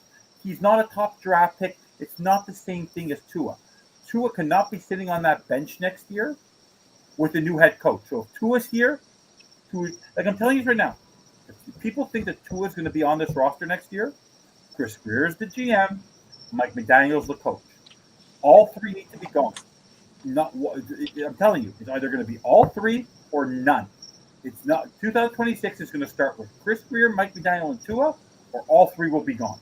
Because no way, no how can one. If a new GM, if we fire McDaniel, we fire Greer, and a new GM trades or cuts Tua, and they get that penalty on their cap hit, then they're going to be just as a joke as the guys that they're taking. Why? What's different with Denver? Denver had a 75. I don't give a crap about Denver. I don't give a shit about Denver. Why are we talking about Denver? We're talking about the Dolphins. The Dolphins are already in a cap mess. You got to get rid of Tyreek Hill. Why are you going to get rid of Tua when it's going to kill you in the cap? It makes so. Why are you going to take? And first of all, we're talking about we don't have a backup quarterback. Here, right? He doesn't have. There's no numbers against the cap. First of all, if we're already talking about this year that we don't have a backup quarterback, why would we get rid of a veteran quarterback. You go ahead and you fire you fire me. You I draft would the keep Tyreek QB. before I kept Tua. He's just giving the comparison of Denver because Denver, once they cut Wilson, they ate up that cap because they were playing Bo Nix as a rookie quarterback. Yeah, we're not getting Sean Payton, and we don't have a rookie guy set. And We tried. And then the rookie quarterback was there. That's why you get your rookie quarterback. You let the veteran guy sit back there or start. You see how he does with the new guy. That way he could build up his trade value and trade him the year after, and it's less of a hit. But then you have Tua. Then you could trade the team to say, okay, we're going to go ahead and just trade Tua because we just don't want him on the roster. Unless he is with Tyreek Hill's track record, and you still keep Tyreek Hill with that track record. Unless he has that track record, it would be idiotic to get rid of Tua. Idiotic. It would not make that. If a GM did that, I would be like, we can't do it. The Dolphins will never be good because if they're that stupid to get rid of Tua and let that cap hit really kill their team with a new regime, then what the hell are we doing? We got to wait for Stephen Ross to be dead because he's making terrible decisions. You don't say, yeah, let's go ahead and cut him because we just signed this massive deal. You wait a year, you trade him when the hit doesn't hurt. The reason why I say I don't care what the cap hit is for that 1 year, the reason I'm saying it is, and Alex, you can tell me if you agree or disagree. Unlike Russell Wilson, they did it. He's too much of a diva. He's too much of a Russell Wilson is not a diva. That quarterback. Russell Wilson is not a diva. No, he is. That's why they did it. Kirk Cousins isn't. My point is, Kirk Cousins isn't. Tua Tagovailoa will eat up. Where did Kirk Cousins come from? Because Kirk Cousins are leaving him on the cap. What I'm saying is that you can. He's comparing the situation in Atlanta. I'm making the point because Tua Tagovailoa, Kirk Cousins can be quiet and sit on the bench. Tua Tagovailoa is too much of a diva and too much of a moron. He will suffocate that quarterback group. But also Kirk is 36 years old, 37 years old. He's already a veteran. Exactly. That's different. Tua Tagovailoa. If I had a choice tomorrow to keep Tyreek Hill next year and pay that $40 or $50 million, $60 or $36 million hit, or keep Tua, I don't care. I'll keep Tyreek. I know Tua needs to. If you keep McDaniel, Tua's here. If Greer's here, Tua's here. That's their guy. But if I have a choice next year, I don't keep Tyreek. Get rid of Tua, please. Flush him down the toilet. He's ridiculous. He's a turd when it comes to this team. Like Bobby, it's like walking into a room and you have to be stuck with the person who got the most. Picture your Fernando Mendoza. Okay, Fernando Mendoza. By the way, he's a diva now because he wore the cape. After he won his second game with his 4 touchdowns. It was a towel. It was a cape. I thought the same thing too, but it was a towel. It was a cape. But Bobby, imagine imagine you're Fernando Mendoza or you're John Mateer or you're Lenaro Sellers and you walk in next year to the quarterback room. You are now going to be the development quarterback and you have to work with Tua Tagovailoa. Goodbye. Why? Why? Why would a rookie say goodbye? No. Meaning that goodbye to this team. This team will be a cancer. The team will be worse than next year. That quarterback won't develop. Because Tua is not Ryan Fitzpatrick in 2020. He doesn't need to be Ryan Fitzpatrick. No, he just needs to be there for a year. It's the emotional toll on the football team. All people are going to talk about you. They're not going to. Also, by the way, they will not be able to get a head coach, the one that you want, the veteran or the experienced guy you want, with Tua Tagovailoa on this team. You want to go get a veteran guy, they will not keep Tua Tagovailoa on this team. The same way you said when the person came in, they tried to keep Greer. Why should they be forced to keep Josh Boyer? You should never have to saddle a coach or a new development with anybody. If you have to, for a year, You're not. He's here. You can make him your backup. You could draft your quarterback and Tua on the bench. The whole game will be Tua. What's Tua look like? No, only for you. Only for you. Every time Alex agrees with me. Like Tua on the sideline. Like, come on. Oh my God. Come on. Omar Kelly, Big O. No, I don't want any of those guys. I don't read any of those guys. So No. you do. You might be on your phone. Look, I don't give a shit about No, what they. but even I don't care about what's on the field. but I don't care. Even Kevin Harlan, they're going to come to these games and say, "Oh, starting quarterback today is Fernando Mendoza." But what's Tua doing on the bench? Is he wearing sunglasses? He Does could wear have these sunglasses. dreadlocks? He could be singing karaoke on the bench. He could be playing poker or whatever the hell on the bench. I don't give a damn. He's the backup quarterback. I care about what's on the field. And if he does good enough in preseason to start the game, you let him start the game. That I don't care. But you don't go and say, okay, we're going to go with Fernando Mendoza or Lenora Sellers next year, and our backup quarterback's going to be Mike White. What? Yeah, no. You go in next season, you No. go, hey, you know what? I'm not Hey, saying man, that. this guy start well. The Dolphins have shown they can't sign a backup quarterback. So why are we going to just go ahead and Yeah, get give rid credit of to him? Mike McDaniel. Do you know who decided to? You know who said they could reinvent Zach Wilson? Do you know who chose Zach Wilson?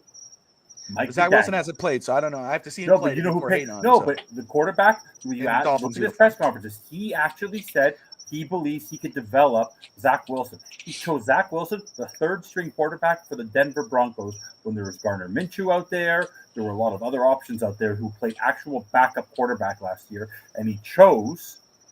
Could have got Joe Flacco, whatever you wanted. He chose Zach Wilson. Exactly. So you see that? You see how that works? So instead of doing that with the next owner, the next player, next coach, or next GM, let's hope they're smart enough to say, you know what? No, we got a guy who could start in this league. He started in this league. He's found success in this league on the regular season. Let's go ahead and keep him for 1 year because it's going to kill us in the cap situation. Let's keep him for 1 year. Let's draft our guy. Let's draft our guy. And that way, hey, if Tua says, we're going to go ahead and start Tua, we'll start him for a number of games until he starts to crap himself. But if he does good enough, let's trade him. Then we get a draft pick. It makes more sense to do that than just cut him outright. And because your team has to be stronger than one guy. If one guy who doesn't have that much of an impact on the team anyway is really become tearing your team, which Tua doesn't. I have the solution. Uh-huh. Tell someone write a letter to Stephen Ross and say, "Dear Stephen Ross, the only way this team will be successful with Tua Tagovailoa is if you build a roof on the stadium, because Tua in a dome plays well, usually. Yeah. Put in a dome. If you put him in a dome, he'll play better. That's maybe one just option. maybe just maybe. By the way, love to see the I dome, want to be very clear. I have defended Tua. His jersey's back there. My issue is as Sammy has said, the man's honest. The man literally says one moment, I can't play quarterback in my own stadium because the fans of the other team are too loud. What's your excuse on the road? What was your excuse on Sunday? You were playing the Falcons. They were loud. What's your excuse? I can't see over my receivers. People with potato chips. I don't throw interceptions and punches, but I'm now the league leader in interceptions with 11 this season. The man literally has verbal diarrhea. The man has literal verbal diarrhea. It's insane. The man literally is, I don't know what's wrong with him. He literally speaks Mike McDaniel. He speaks stupidity. They speak a language of pure, if anybody. I was wondering who that was. Now I know who this is. Don't do it. Harrison and Andy, you guys better stop it. Don't do it. I will tell the story live on air. I'll do it. Don't push it. At this point, it will. By the way, I actually blame Sammy. I'll do it. By the way, you know who I blame for this debacle? Sammy, because he said Tua's honest, and now because he said Tua was never honest, never lies. Tua now continues to be honest. He continues to put his foot in his mouth, and it's hilarious. Bobby, have you ever? Tell me, you've been a big sports fan. Name me the last time you've seen an athlete talk the way this man talks and say things you're not supposed to say, and not realize that what he's saying, if he actually repeats himself, it's like McDaniel. He says something, and by the time he answers the question, you don't know what he was talking about. They literally are whoever the PR. They need to fire the PR person, because the person who lets these people talk. And what kills McDaniels is they need to come out with teleprompters. They need to come out with teleprompters. They need to come out with teleprompters. If you would just stay quiet, story, right? I told you the story. Yeah. Okay. And the way Harrison knows, you know the story. Oh, Harrison knows is well aware. Little smells foot. like Bigfoot's. Yeah. Anyway, But Evan, one thing is like if McDaniel would knock off the that those is what kills you. Like if you would just stay quiet and be processing it and then get a response, like it always seems like he's trying to find the perfect words to say, and they never come out sometimes. And then it just comes out as like he doesn't know what he's talking about, and he knows what he's talking about. He knows the message he's trying to relay, but he just gets stuck in the communication part. it looks. Can we just apologize? Can we apologize to Devon Achan? The poor guy. Once again, I'm just telling you. By the way, I don't. He's by the making way, great money. He's He's know, making by the way, good he'll money. be He's on his fine. rookie No, deal. by He's the way, fine. He'll be by fine. the way, I think Jason Sanders doesn't want to come back. Why would he want to come back to this crap show? I think he's faking the injury. I think he's faking the injury. It's a little like he's pulling a Will Fuller. He's pulling a Will Fuller. I'm in a glass box of emotions. Don't act like you're not impressed. Honestly, Sort of a big deal. by the way, That's what Harrison said before. Like, but let me smells just like be very Bigfoot's- clear. Let me just be very clear about something. I said I if people right now, if I were to blame McDaniel, I'd give McDaniel 25% of the blame. I'd give Chris Greer 25% of the blame, but it all falls on Ross because you've never scorched earth. You've never scorched earth. He has You to have do the that longest for sure. playoff drought, Wipe it out. playoff win drought, and you literally, since you own your team, you're making Wayne Huizinga. You're like you look at what Violas are doing. Look what they've done with the Heat. It's like I think what are you? You're the. By the way, that's the thing about Ross. He has more money than Viola, than Yeah. Adelson, yeah. than all the owners in Then Florida everybody combined. combined. He could own the Marlins. He Mhm. can own the Panthers. He can own the Heat, and he can still own the Dolphins. That's how rich this man is, and he literally is the richest owner he's probably the richest man one of the richest men in Florida in terms of ownership. And then he literally is the dumbest. He's the dumbest. Like he cannot see the forest for the trees. He needs to make a move, and he's at the level where he needs to make a move where I hire a president or a vice president of football operations. Like that's what he needs to do. He needs to shake the whole thing. Yeah. So and it has the looks of it could be hiring a vice president of football operations where it's a veteran coach. I know Gruden is dying for the job because Gruden has analyzed the Dolphins left and right. He likes what he sees. Harrison, I feel attacked. By the way, this is a song we should do, Bobby. This should be your new theme song, okay? Because he mentioned Garfunkel. I don't want to insult him, but this is it. Hello, we should go see Stephen Ross. Hello, darkness, my old friend. I've come to talk to you again because the vision softly creeping left its seeds while I was sleeping, and the visions that planted in my brain still remains. From you, Stephen Ross, with the sounds of silence. Literally, that should be Stephen Ross's theme song. The sounds of silence, because the man does nothing. When's the last time he had a press conference? Like literally, in the rest of the streams, I walk alone. Narrow streets of color. Like you could just the song was written, so that I don't understand. Like the blind leading the blind. It literally is laughable. I feel so bad for all these fans, Bobby, that spent all this hard-earned money on season tickets. Well, let's hope. Let's. I know we don't believe it's going to happen, but let's hope that. Guys, I long for let's hope that it 2019. changes. I long for 2019. 2019, there was actually something that we could build up to. Now it's. By the way, I actually think one of the biggest mistakes for Mike McDaniel that actually happened, because they were still in that, was the accelerated jump of Tyreek Hill. If they didn't get Tyreek Hill, they didn't get Teron Armstead. Like when they jumped that 1 year and got all those players, they did that in Montreal. Like the Canadians, I'm just where I know we're on the show. In 2009, where they had all this cap space, and they went to get all these players from other teams versus slowly building. Now we're rebuilding, and the team's really, really, really good. And you have to build through the draft. You have to develop your players. You have to get young pieces. We're old now. We're old. We're not organized. It's hell. That's why for me, 2026 is an aberration for me. I'm looking forward to 2027, 2028. And heck, maybe if you build your team properly, maybe if you don't even go get a quarterback, and let's say you develop, let's say do what you did before with Fitzpatrick and build it up.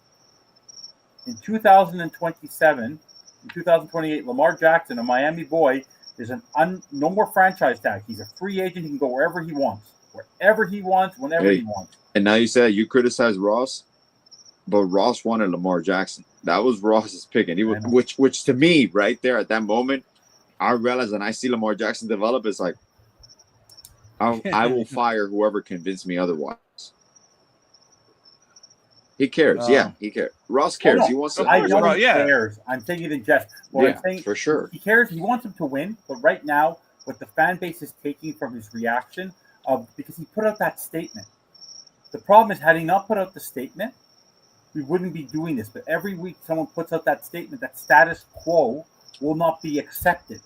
This is not status quo.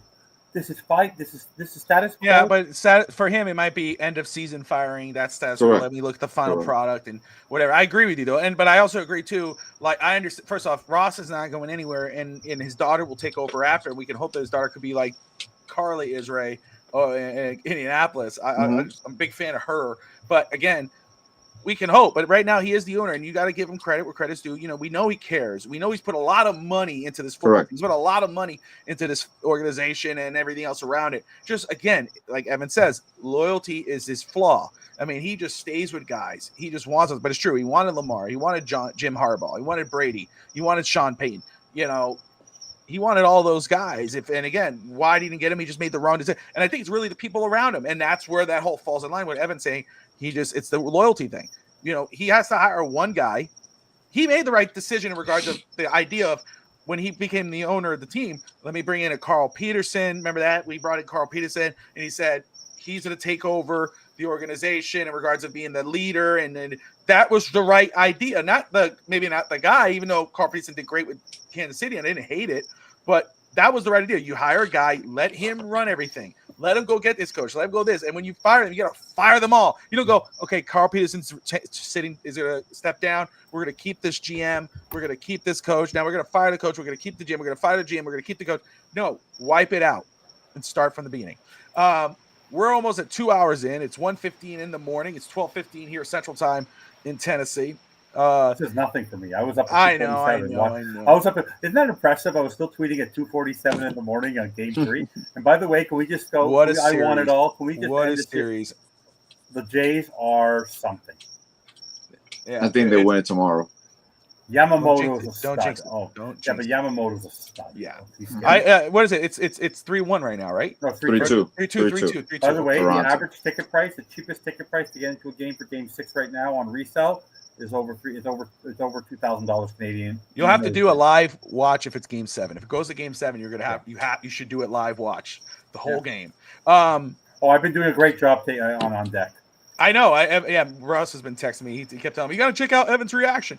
But anyway, we are 2 hours in. Again, watching Finn's Talk post-game show here on FTSN. We're going to wrap this one up, but it's been a fun show. First off, shout out to Ms. Finn Sammy, DSG, everyone who's Ray Finkel, all those who's been with us, Raphael, Harrison tuned in, A&E tuned in. If I'm missing you guys, forgive me. I don't want to. I'm looking. Craig, DSG, Frozen Fins fan, Omar, Electro, everyone tuning in. Whether you're even if you're a Ravens fan and you were watching, we appreciate you tuning in. Make sure if you're not a Dolphins fan, hit that like and subscribe button. We got great shows here on the channel: baseball, Heat, NBA, college football. Canesville will be on tomorrow at 9:30 p.m. to talk about the Miami Hurricanes. Make sure you check that out. We do have College Blitz with Russ Morgan and Q on Saturday. No Holds Barred at 2:00. Talking Saturday Night Main Event, which is on Saturday, will be me and Josh Kimmel. And, of course, at 9 p.m. Eastern on Saturday, Alex and I at 9 p.m. will be wide awake. Alex will be having his cafecito. He'll be up. Absolutely. He won't be falling asleep during a show. Monday night, Alex will be doing a double header. It'll be Sunday and Monday. So Monday, Alex will be back with Fitzstanza, with Russ. Evan, do you want to talk about what's going on Monday night with you guys? I'm not going to declare the guest yet. I'll let you do that on Twitter when you post it. But we'll also be having a special guest who Dolphin fans will know. That's all I'll share. who actually likes the Montreal Expos, so maybe I'm giving it away. But on Monday night, we'll be having a documentary talking about who killed the Montreal Expos. It's a great story if you're a baseball fan or even a sports fan. Like, it's an authorized version of MLB, so obviously some of it is old. But at the same time, you really get a feel for what actually happened, and you get to see when you see some of the players that played for this team, and you look at how stacked this team really was, and how the conspiracies of who did what. It's really intense. Like the fact that a team was literally pulled away because of the stadium and the lies that were told, and it's an amazing. Like, to get the perspective is like, for me, to this day, that I'm heartbroken that I can't take my kids on a Sunday to a baseball game. The fact that I don't have a stadium that's just right there. It was, the team was where did that team? Was it Washington that took over that team? Yeah, the Washington Nationals took over that team. How do you very quick, and I don't want to. I know we're wrapping up. I don't want to sidetrack, but I just have to ask this one opinion. Yeah. And Alex, you can answer too, very quick. How do you feel about teams? And this goes for basketball too. When a team like, you got Oklahoma City, and they wear, like, let's say they wear a Sonics jersey, or Washington Nationals. Let's say, because didn't you see that recently? What would you do if the Nationals were an Expos jersey? Oh, I'd vomit when they want. I would literally. I throw paint at it. I throw eggs at it. It's like when the Carolina Hurricanes in hockey were the Hartford Whalers. Oh yeah. This year the Colorado Avalanche that's what I'm are going to talking wear about. the Quebec Nordiques. No, you have no right to wear that jersey. You're not associated. It's not the same. By the way, you want to know why? Because it's not the same owner. If the same owner that picked up the team, fine. The owners don't own this team anymore. They're new owners, new franchise, developed. You just took over the rights of that team. You're not the same team, because when the Expos left, the team that went to the Nationals was not even close to the team that Montreal was. No, at all. Not even close. A lot of people love via free agency and all that. Exactly. Yeah. So, but anyway, but the Montreal Expos to me is, I understand. By the way, I understand why they left, and I understand. I know who I'm blaming for it. But at the same time, if they built a stadium in this city, where it is, they would have. There's so many good places that they could have built this. If one person or a conglomeration have actually put out the money, and Bobby, you should watch it, because the owners of this team, the people who, some of the investors, instead of spending money on investing in this team, they spent money suing Jeffrey Loria. Yeah. Patheticness, like how you're spending millions of dollars to sue a guy, but you won't spend the money to dip it to invest on your team to get a return on your investment. So, exactly. So for me, it proves that the state, there was a fan base here. There was a massive fan base here, and you took away our stars. When you take away your stars, it changes the team, because right now if you're a Pirates fan, like, that's the one thing about the Pirates. Like, the Pirates are like, Paul Skeens, and they have this phenomenal team. They have a phenomenal stadium, but if you don't build around it, like, there's problems. Sometimes you have owner problems. Sometimes you have stadium problems. If you took the Pittsburgh Stadium and put it in the same location as Montreal, it'd be packed, no matter what, if they were good or bad. We had such a dedicated fan base here, because there's no other distraction. We care about our sports. We don't have the beach. We don't have another star. We don't have an NFL team. It's baseball. It's hockey here, and that's about it. And it's hockey. So we don't have an NBA team. We don't have distractions. It's baseball. It would have been baseball and hockey, 2 separate seasons. It was busy all the time. There you go. There you go. All right, guys. Well, we thank you all for tuning in. More Dolphins, more Fins talk on Monday night. You got the Expos, and then at 8 p.m. Eastern time, you'll have Fins talk today with myself and Curtis of Ace Per Head. We'll talk more Dolphins. We appreciate everybody tuning in, even if you're not a Dolphin fan, Raven fans, NFL fans, anyone who just joined us. We appreciate you guys. Ravens for life. I see you, my man. Appreciate you, TG. Appreciate you, everyone watching. Ray Finkel, again, my brother. Appreciate you, my man. Thank you guys for watching. Hit that like and subscribe button. A lot of great content here on FTSN. And I know for Dolphin fans who are watching, who stuck through with us here at 1:21 a.m., I know it's hard. I know it sucks. But like, subscribe, and most importantly, Dolphin fans, unfortunately. Yeah. Oh, and happy Halloween. Happy Halloween. It is Halloween. That's true. And Fins up. Good night. Good night. Fins down. Good night. Fins down.